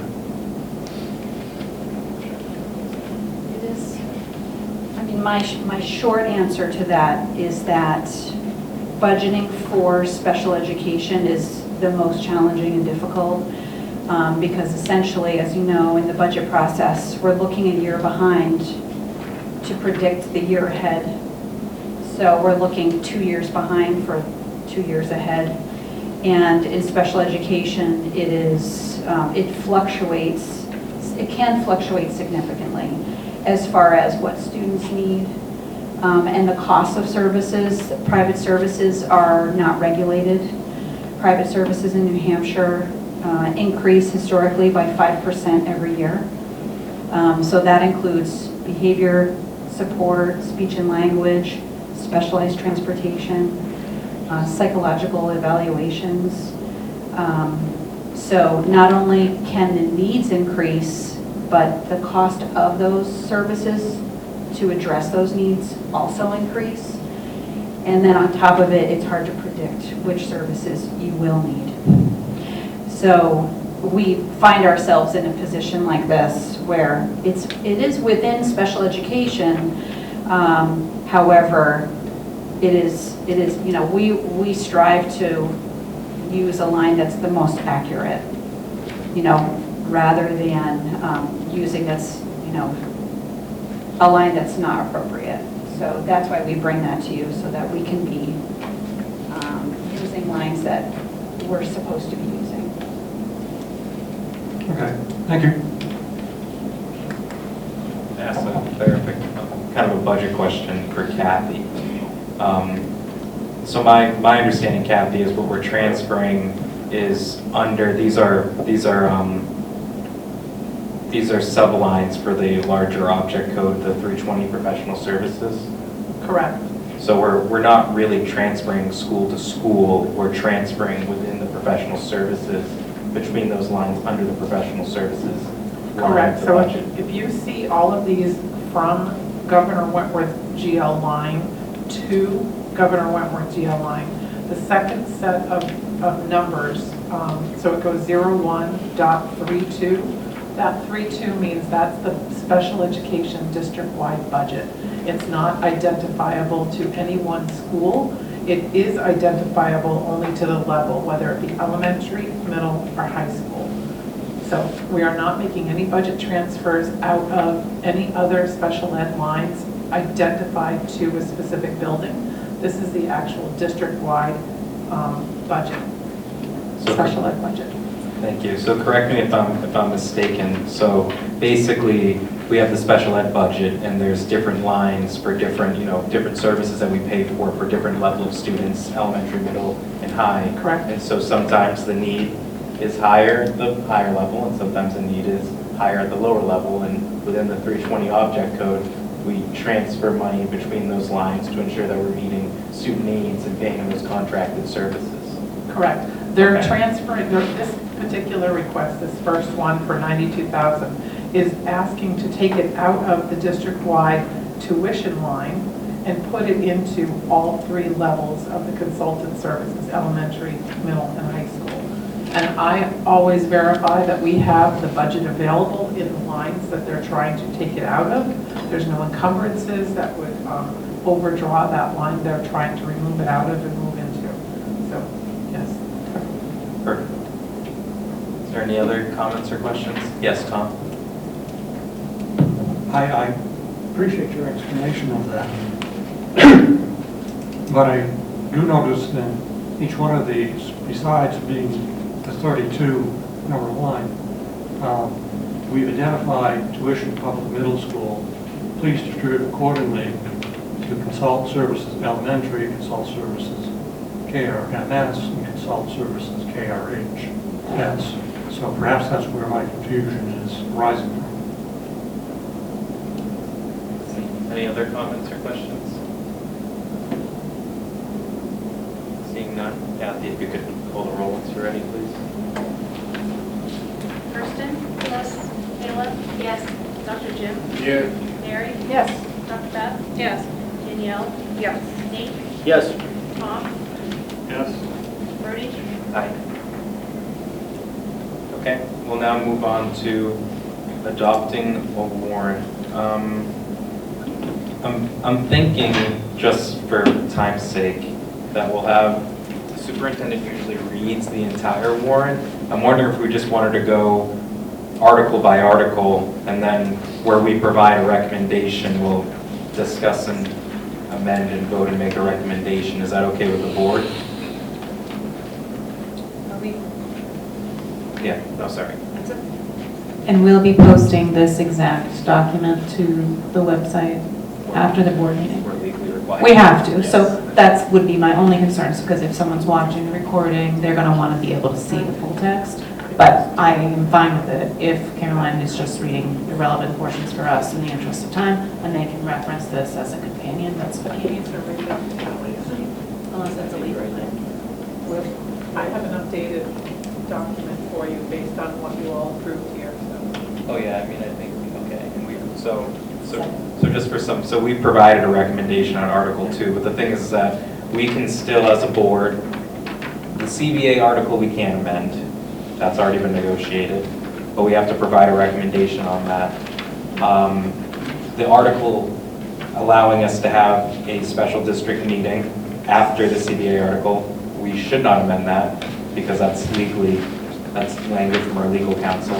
But then all the rest we could, but I'm wondering if we want the superintendent to read it, and then we'll have a discussion and then a vote on whether or not to recommend.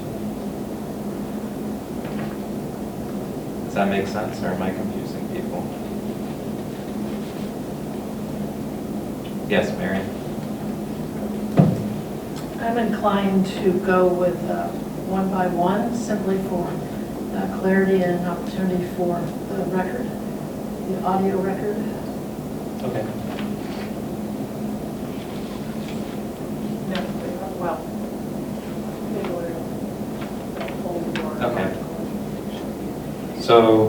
Okay. So Dr. Kelly, we'll have you read article by article, and the ones we have to make recommendations on without discussion and vote. Is that okay?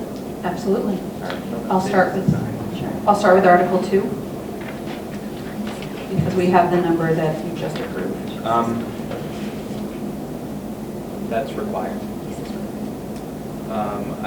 It's going to be within, I think you should start with Article 1.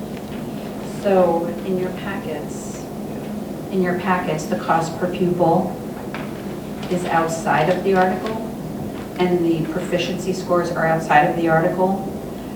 We just received advisement from the DRA that this should be included within Article 2.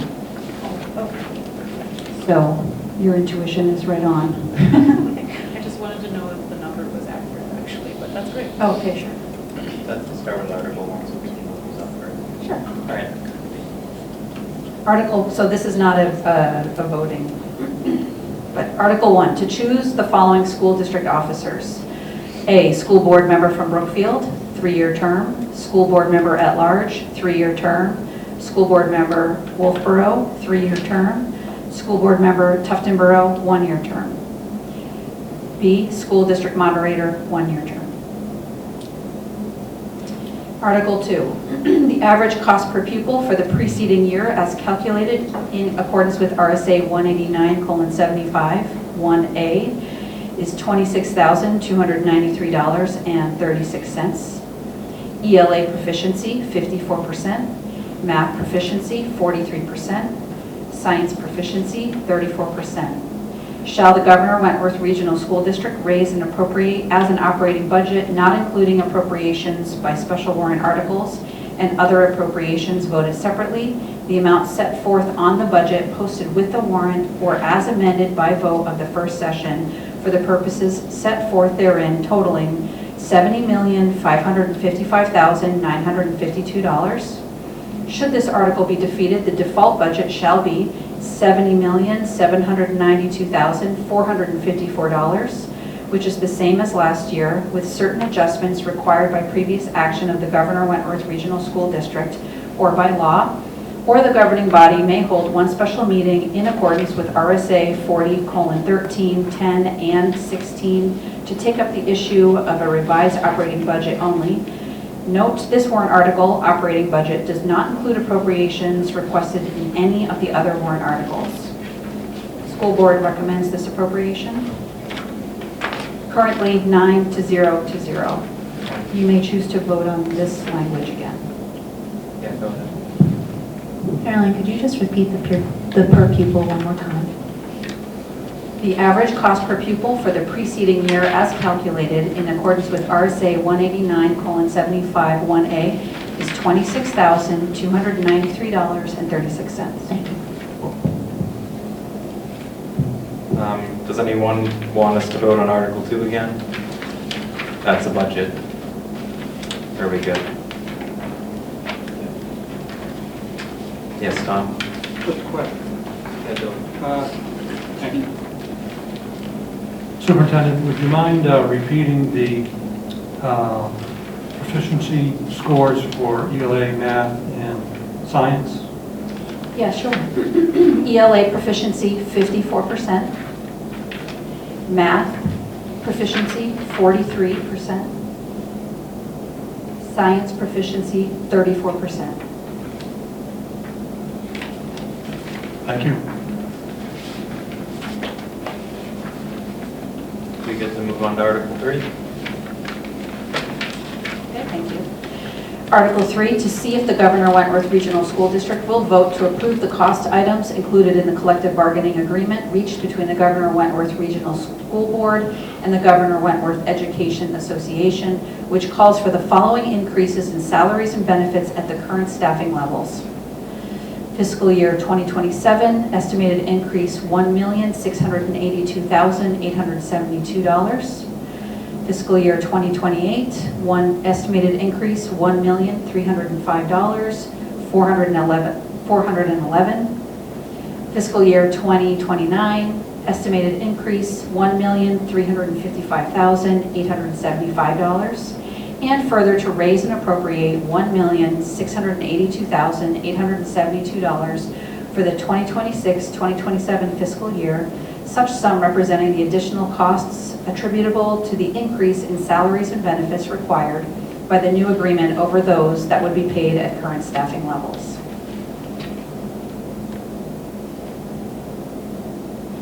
Majority vote required.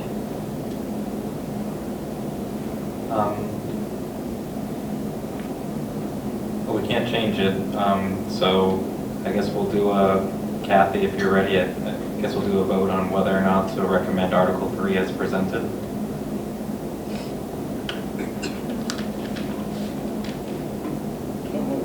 We don't even, I don't think we need a motion. I mean, I guess we'll do a motion. You motion, Dr. Jim, I'll second, or Dr. Beth second. All right, so Dr. Jim motions and Dr. Beth second, so recommend Article 3 as presented. So Kathy, you can call the roll once you're ready, please. Kirsten? Yes. Kayla? Yes. Dr. Jim? Yes. Mary? Yes. Dr. Beth? Yes. Danielle? Yes. Nate? Yes. Tom? Yes. Brody? Aye. All right, so that's recommended 900, so Thank you. move on to Article 4. Shall the Governor Wentworth Regional School District, if Article 3 is defeated, authorize the governing body to call one special meeting at its option to address Article 3 cost items only? Majority vote required. Motion to accept the article as presented. Second. Motion by Dr. Beth, seconded by, seconded by Danielle. If you can call the roll once you're ready, Kathy.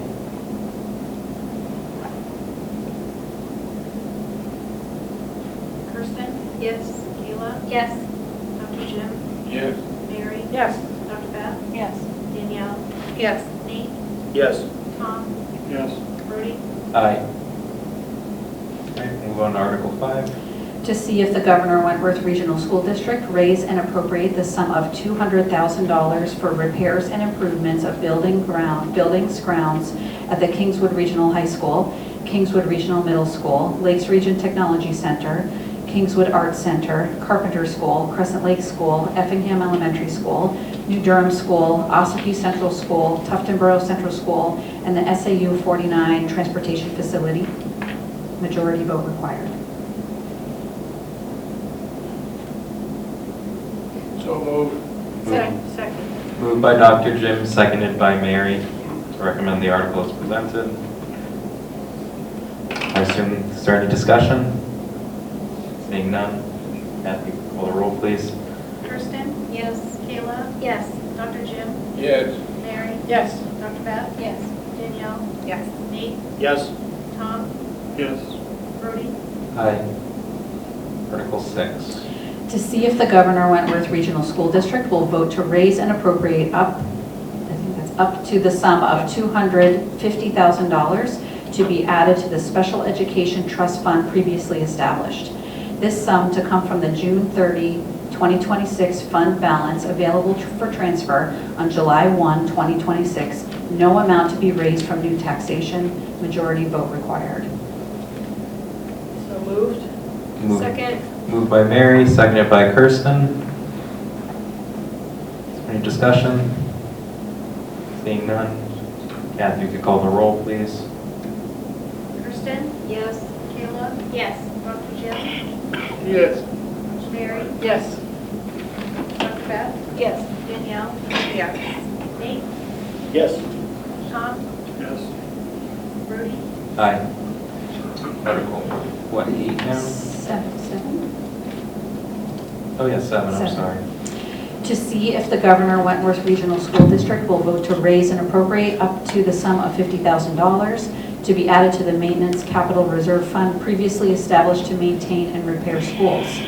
This sum to come from the June 30, 2026 fund balance available for transfer on July 1, 2026. No amount to be raised from new taxation. Motion to be accepted as presented. Motion by Dr. Beth. Is there So moved. Seconded by Mary. Seconded, sorry. Is there any discussion? Changes? Seeing none. Kathy, you can call the roll once you're ready, please. Kirsten? Yes. Kayla? Yes. Dr. Jim? Yes. Mary? Yes. Dr. Beth? Yes. Danielle? Yes. Nate? Yes. Tom? Yes. Rudy? Aye.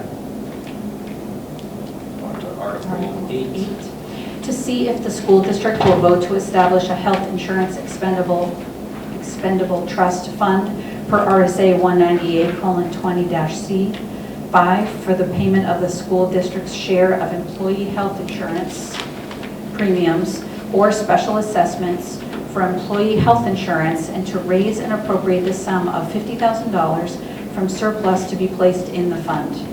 This sum to come from the June 30, 2026 fund balance available for transfer on July 1, 2026. No amount to be raised from new taxation. Further, to name the school board as agents to expend from the fund. Majority vote required. So I'll motion that we recommend this warrant article. Second. Motion by me, seconded by Dr. Beth. Is there any, this is a new one, so is there any discussion or questions? Yes. Kathy, what happens if we don't have a surplus at the end of the year for any of these warrant articles? Then nothing gets transferred into the trust fund. Is there a priority order? Yes, there is. Okay. That is why you all numbered what the priority was. Okay, Yep, thank you. the way you did, thank you. All right. So just, that's an important question, because what we place in order that's expended from unexpended funds, that's the order it gets funded. If anyone has an opinion about the order of the warrant articles, this is what the Finance Committee had presented to the board, and I remember we discussed it at our, what's it called, our UDAR meeting. That's a very important clarification that Beth asked. Being voted. Not yet. Is there any further discussion on this warrant article? Yep, Dr. Beth is. I'll be voting yes on this, but I would not be opposed to the idea of it going as number 10, as like number 9, and having the coordinator position be slightly raised on stack. Hopefully it won't make a difference, but, and I'm not going to die on that hill, but just putting my thoughts out there. Just to clarify, the coordinator position is not funded from unassigned fund balance. Oh, thank you. It's raised. Okay, so this is the last one. Okay. Correct. So the last two are not raised from unassigned funds. So really the order, and we can talk about that at the end, it's the order of Articles 6, 7, and 8. So. Can I ask a question? Of course.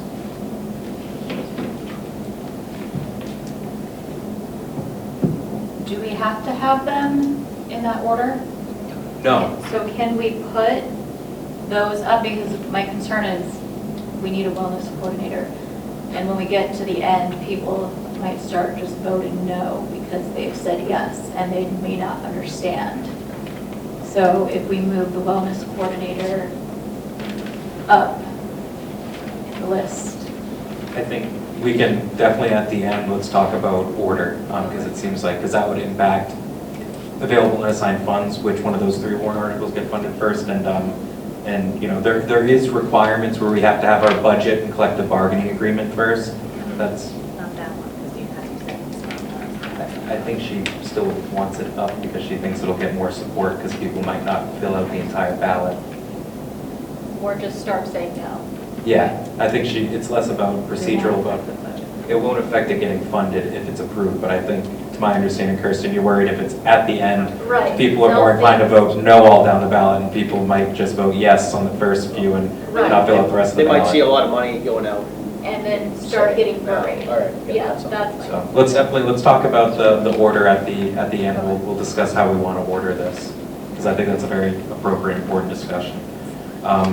So we're now voting though on recommending Article 8. Is there any further discussion on Article 8?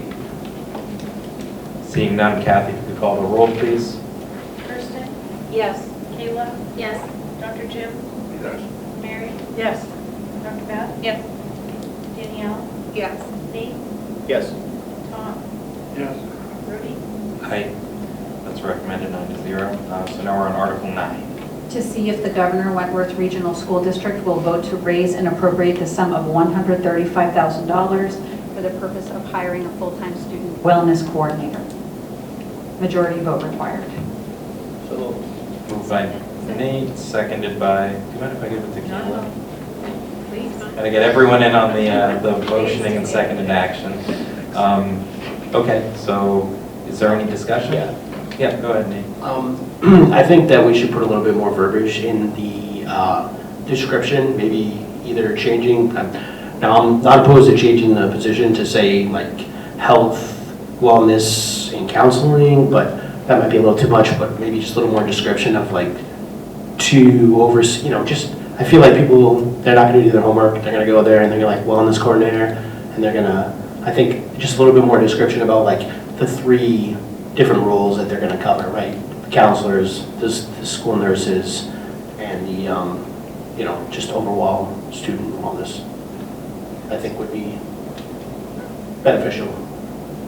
Maybe something like wellness. Coordinator to oversee the, I don't know, health. Health wellness manager? I don't think, I don't care if we change the name, but I think just more description of like what their job is going to be more beneficial in that description. So maybe an additional sentence that says this position will improve student health outcomes and oversee new nursing staff. And the counselors, right? Or oversee nursing staff, it's not really new nursing staff. Nursing and counselors, I mean, that's a lot of people. I think that helps justify the cost and gives people more. Right. I'll make a motion to amend Article 9 to add, I think, did you write something? Let me. To improve health outcomes and oversee nursing and counselors. Yes. Yep. Because it's a little bit back. Thank you. Thanks. Second, your amendment? Okay. Is there any discussion on the amendment? I think the only discussion I have is to add at the beginning, maybe it should say this position is for overseeing rather than just saying to over. I don't know, it might look weird. See what I'm saying? Question mark and then to. To improve and. Oh, would you end with a question mark? I would. Okay, never mind. Take that. We would end with a question mark. I thought it was a separate sentence. No. Okay. There's, Tom, discussion of the amendment? No. Okay. Is there any further discussion of the amendment? All right, if you could call the roll on the amendment, please. Kathy, to amend the warrant article with the additional clause. Kirsten? Yes. Kayla? Yes. Dr. Jim? Yes. Mary? Yes. Dr. Beth? Yes. Danielle? Yes. Nate? Yes. Tom? Yes. Rudy? Aye. Okay, so now we're back to the question on recommending or adding Article 9 as amended to the warrant. Is there any further? Yes, Tom? We're raising the sum of $135,000. Does that include benefits, or is that only salary? It includes benefits. Thank you very much. Any further discussion or questions? Seeing none, Kathy, if you could call the roll, please. So does your motion, the first motion, is first and second? The first was just for the amendment. Yeah, we need an actual motion right. for this. We had a motion. I forget who motioned to. Is there an initial? No, it was Nate. The initial, the initial motion was Nate and Kayla, and then and then I motioned the amendment, and Nate seconded the amendment.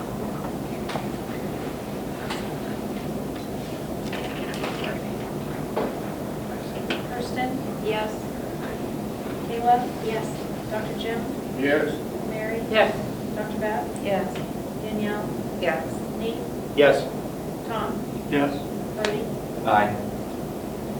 Recommended 9-0. And the last one, Article 10. To see if the Governor Wentworth Regional School District will vote to raise and appropriate up to the sum of $250,000 to provide funding for free meals to all students within the newly eligible income brackets. This vote would allow the increase of eligibility for free school meals for students within the district by aligning the income threshold with the following federal poverty level option: 300% of the federal poverty rate, significantly broadening eligibility and ensuring free school meals for students from households earning up to 3 times the federal poverty rate. This funding would support providing free meals to all students within the newly eligible income brackets, ensuring equitable access to nutrition for academic success and well-being. Majority vote required. Motion to recommend the article, add to the warrant as presented. So moved. Moved by Dr. Beth. Is there a second? Second. Seconded by Mary. Dr. Beth? Can someone remind me of what the poverty threshold level was last time? Is this comparable? Is this exactly the same? This is the exact 300%, yes, as last year. Okay, Yep. thank you. I just wanted to see if there was I a thought you change. meant the actual. Yeah, dollar no, amount. no, just the levels. Thank you. Any other questions or comments? Tom? I can't find it this instant, but I thought it said newly eligible income brackets. Each year they change, Tom. The federal poverty rate changes.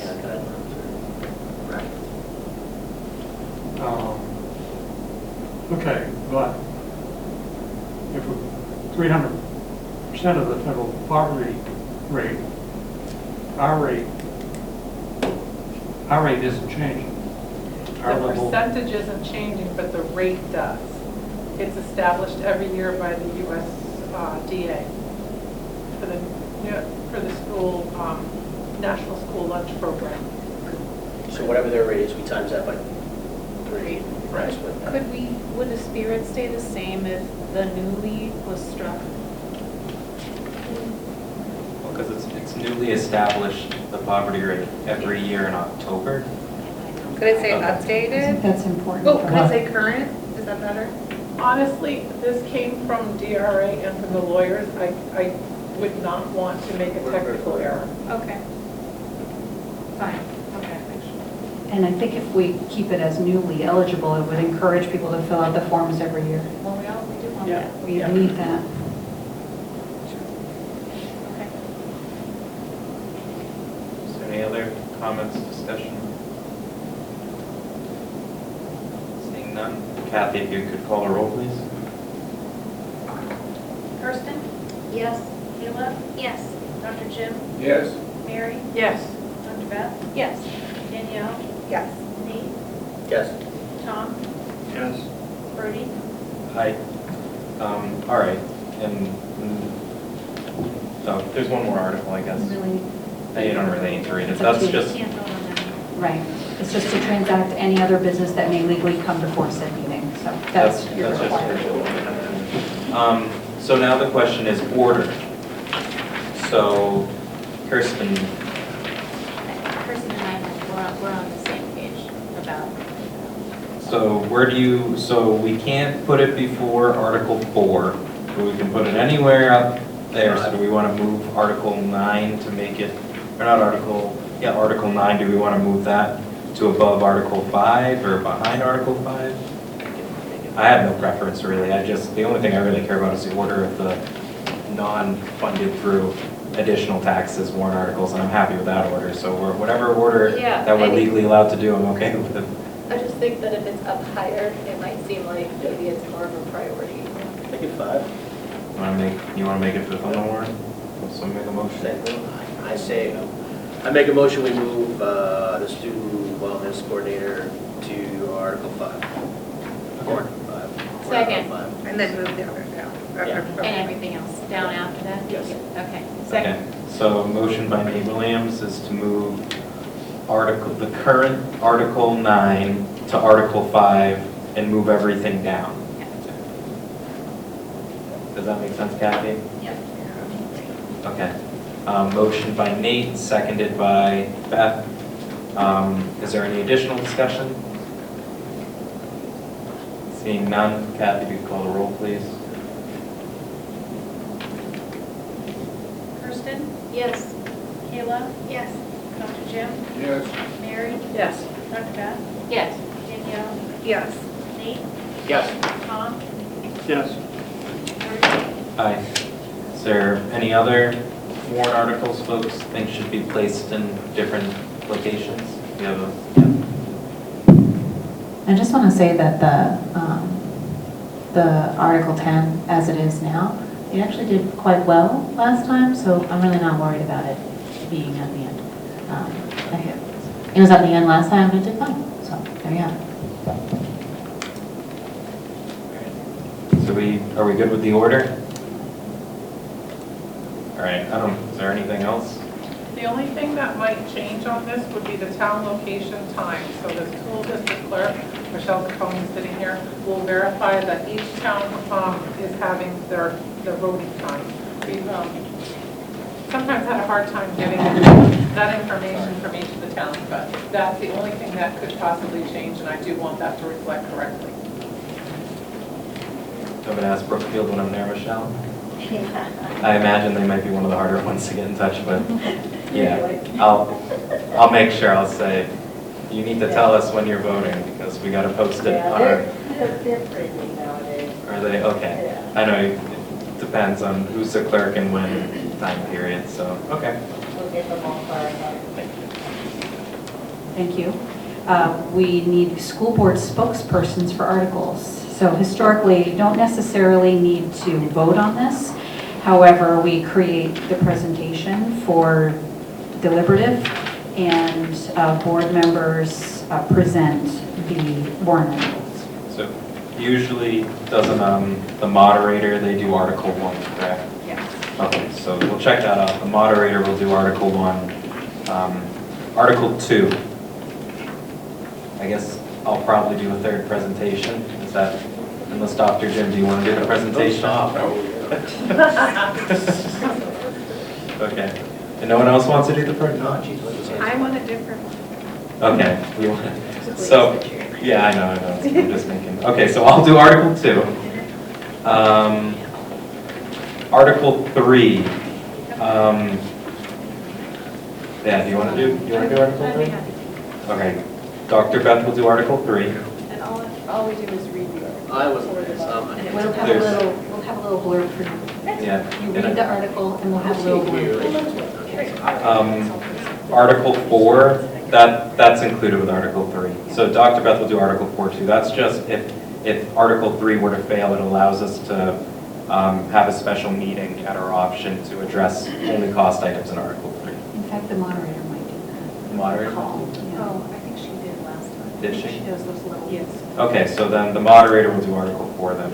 Great, that makes it easier. Article 5. Let's do Article 5. I'll do Article 5. Kirsten will do Article 5. That's the wellness coordinator, The new right? Article Yes, five. the new New Article Article 5. five. Okay. That's right, the new Article 5. I'm sorry. Kirsten can do the, okay. So now we'll go, now we'll go to the new Article 6. So that's the, usually that's a buildings and maintenance chair. Oh. Is that you? Manning. Oh, Jim Manning. All I right. don't see any community relations warrant articles on here, so I don't know. Dr. Jim, do you want to do Article 5 because someone has to go over the new Article 6? New Article 6, yes, I'll do the new Article 6. Okay. Article 6. New Article 7. Sorry, Can I do that? new Article 7. That's the Special Education Trust Fund from unreserved funds. Danielle wants it. I want it. Yes. All right, perfect, Daniel. Thank you. The new Article 8. I got with the program. Capital. Maintenance Capital Reserve Fund. I think Nate should take You want to do that one, Nate? Sure. Article 8. I'm happy to do Article 8, but if someone else wants to. Oh, warrant Article 9. New warrant Article 9. Does anyone want to? Because I'll do that unless someone else wants to. All right. So I'll do new warrant Article 9. New warrant Article 10. That's the school meals, right? Still the same. And when we say presentation, we just have to read what's on. And Yeah, then we'll give you a little The blurb. the language goes up on the screen and you get a blurb. It'll be like this. You read the warrant article and you blurb. Mary, do you want to do warrant Article 10? How did it stay warrant Article 10? Okay, so the meals, right? Yeah. Absolutely. All right. So did you guys? Because we didn't add anything, All right. we just moved stuff around. That's All all. right. Okay. We didn't add. Is that everything you needed, Dr. Kelly? Yes, thank you very much. That concludes my report. Great. All right, we have a warrant and we'll move on to the chairperson's report. First is correspondence. The district on behalf of the board expressed sympathy to a school district staff member and a board member on the passing of their parents. The next thing is a review of absentee ballots, which is a request by Mary. So, Mary, what is your concerns? And then how can we address them?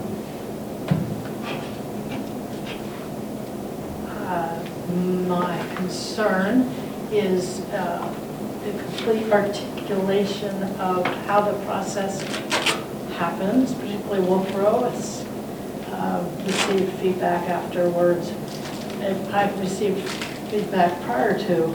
I myself have had problems with understanding it all. So I appreciate the time the superintendent took in the conversations with Michelle Capone. So however that could be articulated tonight, I appreciate it. Is that something you as the chair are going to read this, or?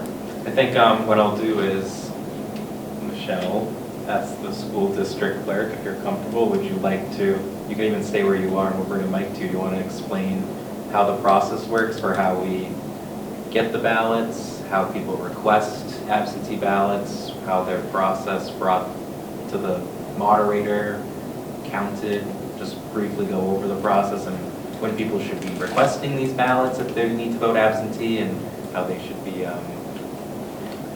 trying to get them back promptly to the school district and not to their respective town, because I think that's where the key confusion comes from. So I think that's what Mary, so just a brief, like a school district clerk 101, you know, what happens now that we've adopted a warrant? Sure. So the way it works is Wolfeboro gets the request for an absentee ballot. The town clerks always have to verify for absentee ballots in each respective town. Wolfeboro's town hall, they will authenticate the request for the ballot. The difference between Wolfeboro and the other towns is that the other towns clerks are in a way school district deputized clerks. So they will send out the absentee ballots from their towns with the regular town ballot.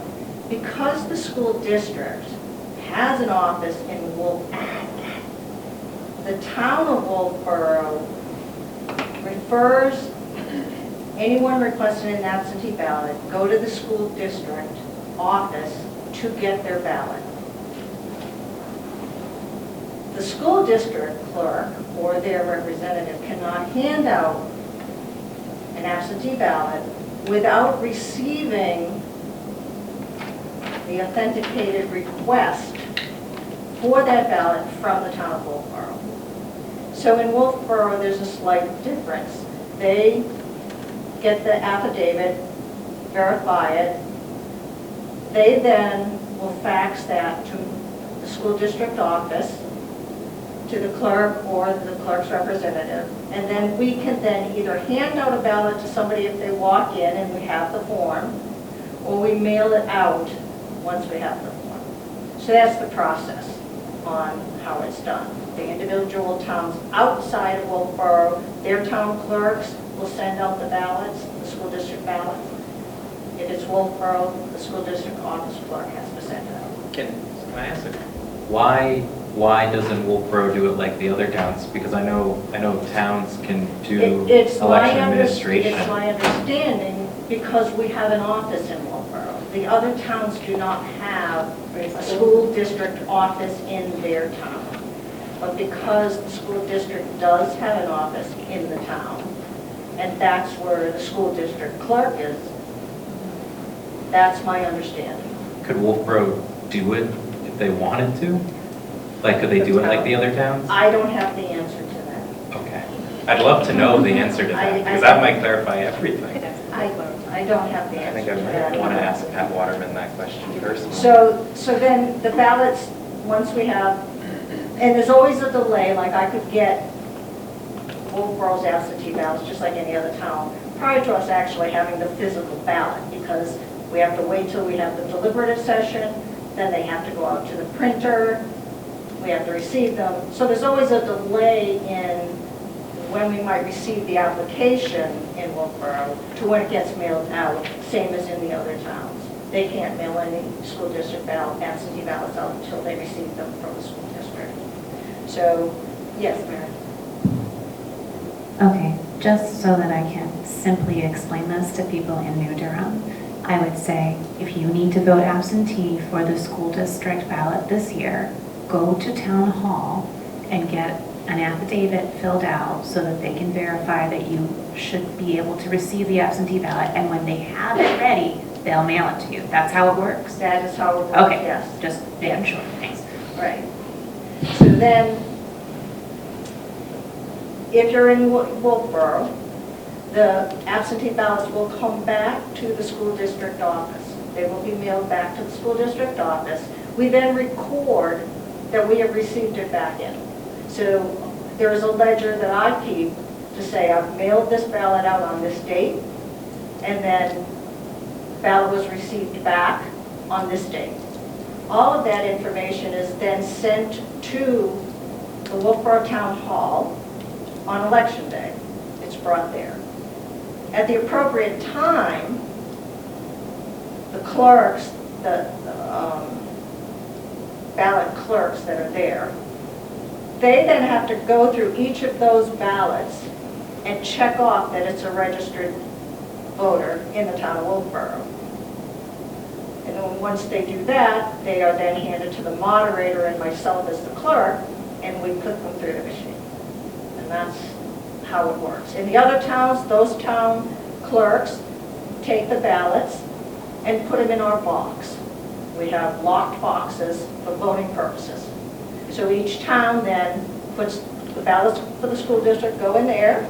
At the end of the night, when the ballots close, the boxes are delivered to the moderator and myself in Wolfeboro by a police officer. So again, if I got my ballot mailed to me in New Durham from my town hall, I can fill it out, and I should mail it to my town hall. That's correct. You'll have an envelope to mail it back to your town hall. Or I could physically take it to my town hall if I wished to. If you take an absentee ballot to your town hall on election day... Not on election day, you should do it prior. Yes, you could drop it off at your town hall prior. Okay. There is a difference if you show up on election day. Yeah. Yes. They would make you vote in person, right? If you tried to do that. They would make, yes, it would Yeah. become null and void, the absentee ballot, and Okay. you would have to do a regular This is election day ballot. Super helpful, thank you. So so basically, I know board members, especially us in Wolfeboro, have heard concerns about this, having to request absentee ballots you go to Pat Waterman, the town clerk in Wolfeboro, you request your absentee ballot, then you have to pick it up at the SAU office, and then you have to bring it back to the SAU office rather than the town clerk. To me, that sounds like it's like a uniquely Wolfeboro issue, not an issue in the other towns, because in the other towns, you just go to the town clerk, get your town and school district absentee ballot, mail them back, and then the clerk will keep your school district ballot, put in the lock box, and it gets tabulated at the end of the night by the school district moderator in Wolfeboro, or tabulated if they tabulate on site there. So I guess, I don't know, what I'm kind of realizing is I feel like, what are you thinking, Mary? Because we might be thinking the same thing. Seems like we're making Wolfeboro people do an extra step just because the SAU office is 7 minutes up the road from the town hall. My thinking is this, that folks need to appreciate it's unique and different, and there cannot be any delay in your decisions. If you're going to be an absentee voter in the town of Wolfeboro, do it as soon as you can and follow don't delay, because there's steps, as you mentioned, there's delays that are inherent just in the process alone. Right. And I'll also clarify that ballots can be hand-delivered up until 5 o'clock the day before voting. And I am there until 5 o'clock the day before voting in case anybody wants to drop one off. The day of voting, a representative will go to the post office at the end of the day to make sure there are no more ballots at the post office. So that's just another, like on election day, we are doing a double check to make sure if there are any other ballots that have come that day. But in person, I'm there till 5 o'clock the day before voting. Yeah, Tom? Yes, Tom.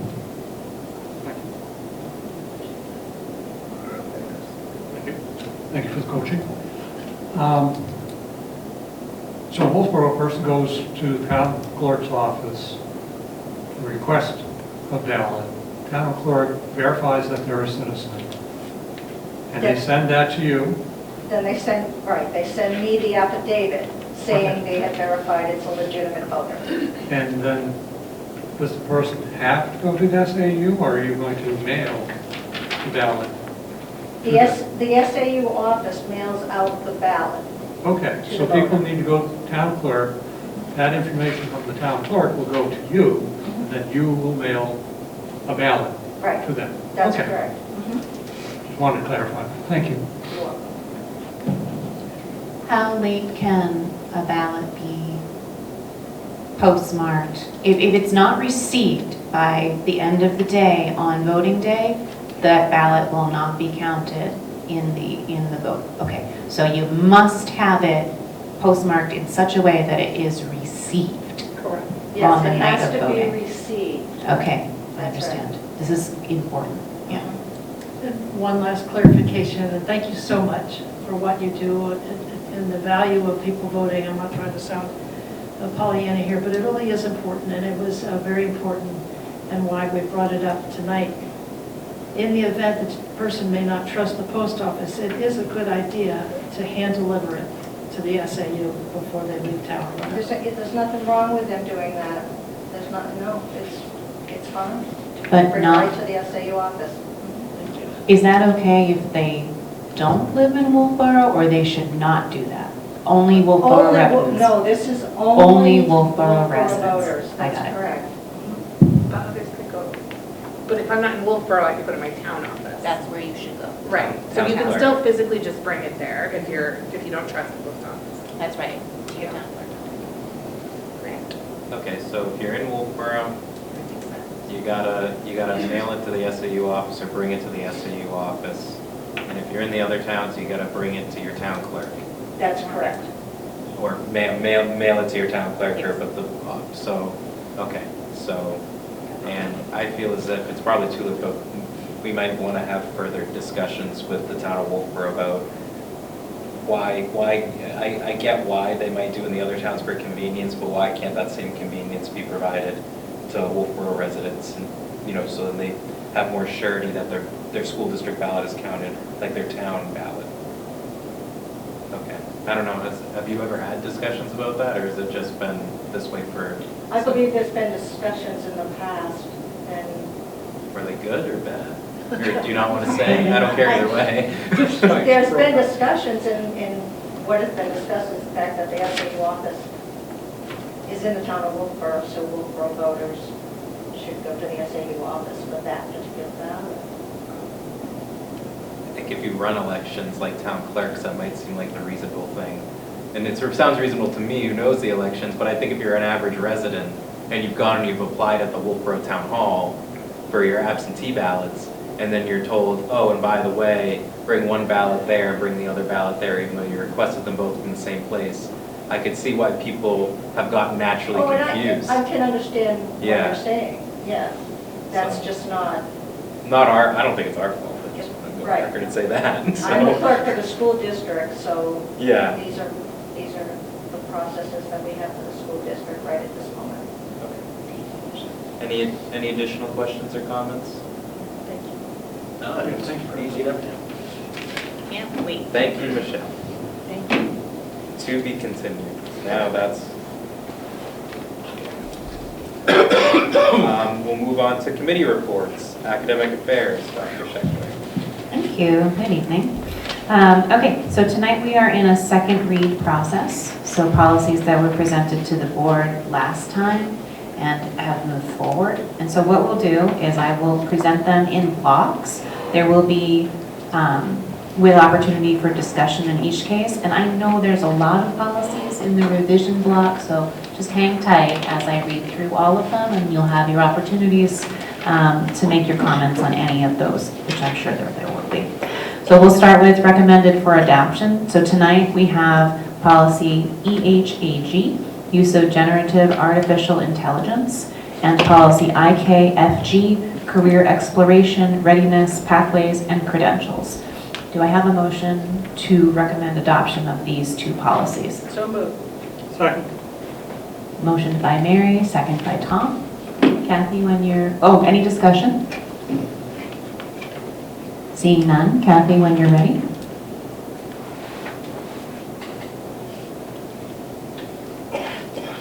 Kirsten? Yes. Kayla? Yes. Dr. Jim? Yes. Mary? Yes. Dr. Beth? Yes. Danielle? Yes. Nate? Aye. Tom? Yes. Brody? Aye. Thank you. Moving on. In our next block, which are recommended for reaffirmation, that means that these policies have already been adopted and they are being renewed, for lack of a better term, as is. The policies for tonight include BBA, School Board Powers and Duties, BBB, School Board Elections, BEDH, Public Participation at Board Meetings, BHE, School Board Use of Email, CB, School Superintendent, CBI, Superintendent Evaluation and Goal Setting, and CHD, Administration in Policy Absence. Do I have a motion to recommend these policies for reaffirmation? So moved. Thank you, Nate. Second. Second by Kayla. Kathy, when you're ready. Oh, sorry, discussion. Can I do it all night? No, seeing none. Kathy? Kirsten? Yes. Kayla? Yes. Dr. Jim? Yes. Mary? Yes. Dr. Beth? Yes. Danielle? Yes. Nate? Yes. Tom? Yes. Brody? Aye. Okay, moving on. Hold your horses. Recommended for revision tonight include policies BCB, Board Member Conflict of Interest, BDA, Board Organizational Meeting, BDC, Appointed Board Officials, BEA, Board Meetings, CA, Administrative Goals, ECE, Parking Lot Procedures at the Kingswood Complex, GBD, Board Employee Communications, GBK, Employee Complaints and Grievances, IHBH, extended learning opportunities, IHBI, alternative learning plans, and that's it. Do I have a motion to move these policies forward as revised? So moved. Thank you, Nate. Thank you, Kristen. Any discussion? And I know there is some. So I will just say, before we begin the discussion, it was asked at the last board meeting that we investigate policy BCB and the use of the term adoption as to whether it meant when the policy was initially adopted or if it meant on each occasion where the board reaffirmed the policy.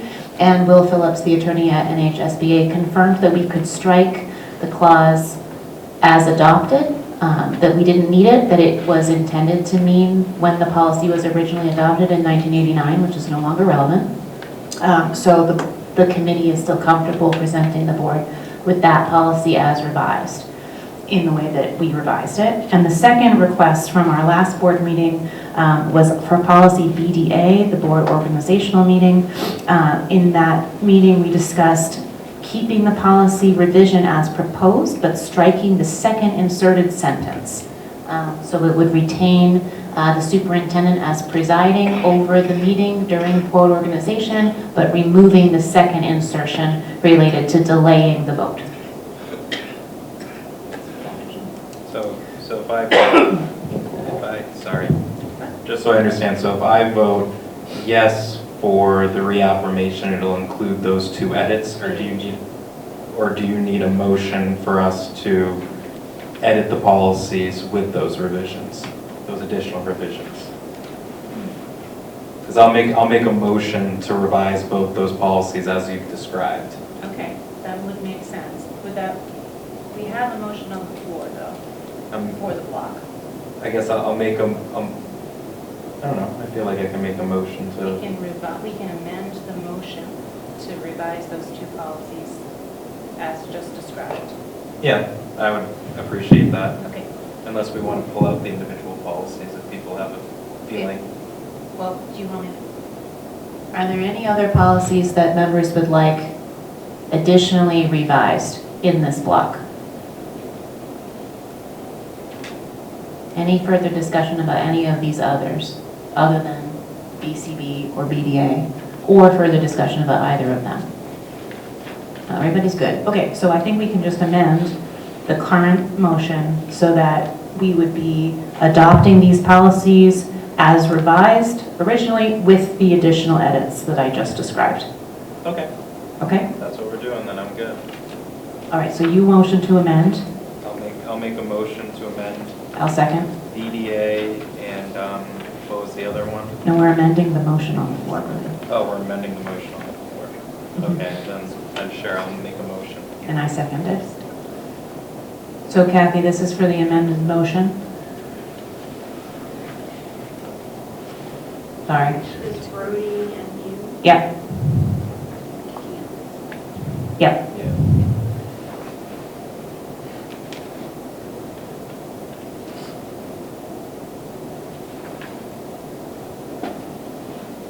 Kirsten? Yes. Kayla? Yes. Dr. Jim? Yes. Mary? Yes. Dr. Beth? Yes. Danielle? Yes. Nate? Yes. Tom? Yes. Brody? Aye. Okay, one more time, we have to now accept them, right? So that was to amend the original motion, and this is to accept the policies as revised tonight. So moved. Second. Well, it's already out. Okay. Okay, well, I don't know if you need it, but if you do, it was Mary and, I had Nate and Kayla. that's fine. Yeah, I think that was the. That was the original. Okay, so now we vote on it for real to make it real. Kirsten? Yes. Kayla? Yes. Dr. Jim? Yes. Mary? Yes. Dr. Beth? Yes. Danielle? Aye. Nate? Yes. Tom? Yes. Brody? Aye. Thank you so much. Okay, final one. We have recommended for withdrawal tonight, policy BCAA, school board attendance. Do I have a motion for withdrawal of that policy? So moved. Well, I think that was Brody. Second. Seconded by Nate. Discussion? Okay. Kathy?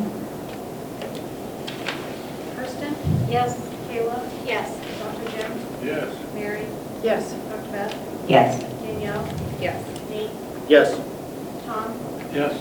Brody? Aye. I just want to thank all of you, especially the members of the Academic Affairs Committee, for all of your hard work on these, and looking forward to the next block next time. And thank you, Dr. Beth. Thank you, Dr. Beth. We'll now move on to the Buildings and Maintenance Committee report. Dr. Jim. Nothing to report. Nothing to report. Community Relations, Mr. Williams. Yes, we had a great meeting today. We have another one scheduled hopefully for 2 weeks. A lot of things going on in community relations. Just keeps seeming to be piled on, you know, lots to talk about. But talking about our communication plan for the school board, we talked about the social media, or the district social media position.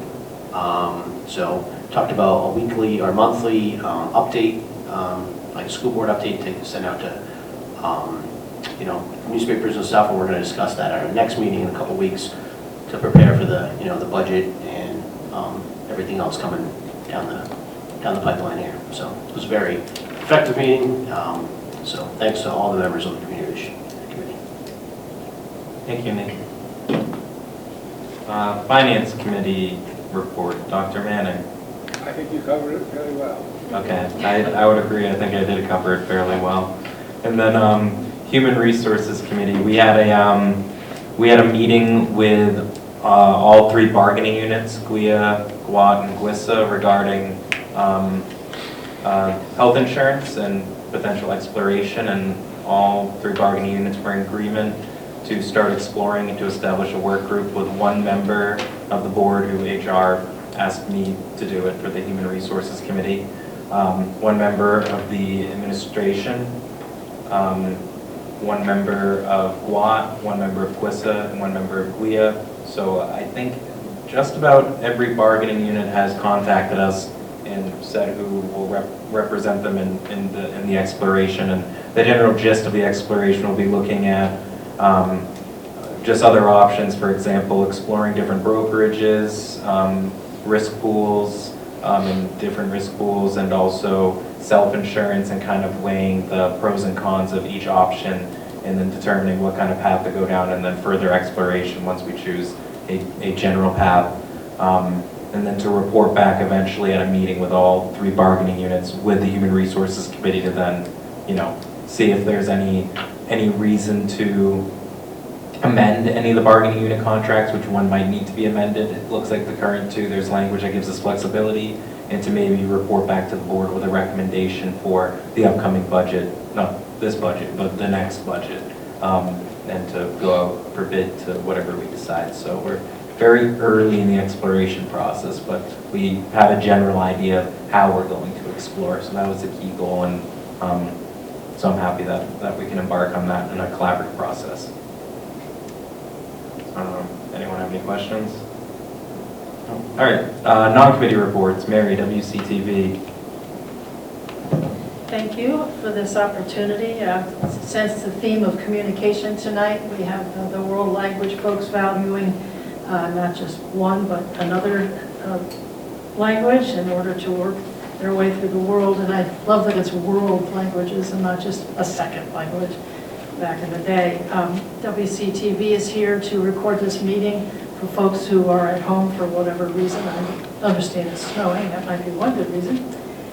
Also, on the topic of budget, Wolfeboro Community Television also recorded all 3 finance committee meetings, and the value of these meetings is that not only they're recorded, but they're archived.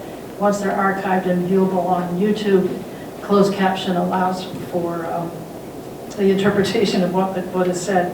Also included in these 3 finance meetings with the superintendents and board members, Coffee and Connections. Do I have the name right on that? I always want to call it. Pardon me? Coffee and Conversation. Conversation. Okay, Coffee and Conversation, which also articulated the budget process. So WCTV is here in the community to make it available for folks who can be present, can't be present, live in Florida, or one of those wonderful world language locations. So thank you for the time to share that, and I appreciate our videographer up here who's taking care of not only the videography, but make sure the sound is good. So Any questions, I'm happy to answer. Any questions for Mary? Seeing none, we'll move to closing activities, so advanced planning. So on January 12th is an academic affairs committee meeting at the SAU building. January 19th is no school for Martin Luther King Jr. Civil Rights Day. January 21st through the 30th are filing dates for school district officers. January 31st is a deliberative session at Kingswood Arts Center at 10 a.m. And our next school board meeting is February 2nd. Please see gwrsd.org/calendar for the most current event details subject to change. I'll also just flag if board members are still interested, and I assume some are, in me meeting with them with their boards of selectmen at a meeting. Just give me some advance notice, a week or two, and I'll try to accommodate. And hopefully they have evening meetings. So just send me an email. I know Dr. Jim and I, on January 8th, we will be going to the town of Brookfield's town offices for a meeting with their board of selectmen. That is where they have invited the general public to ask us questions about the budget and generally how Brookfield funds the school district. And then next is public input. I don't see any public.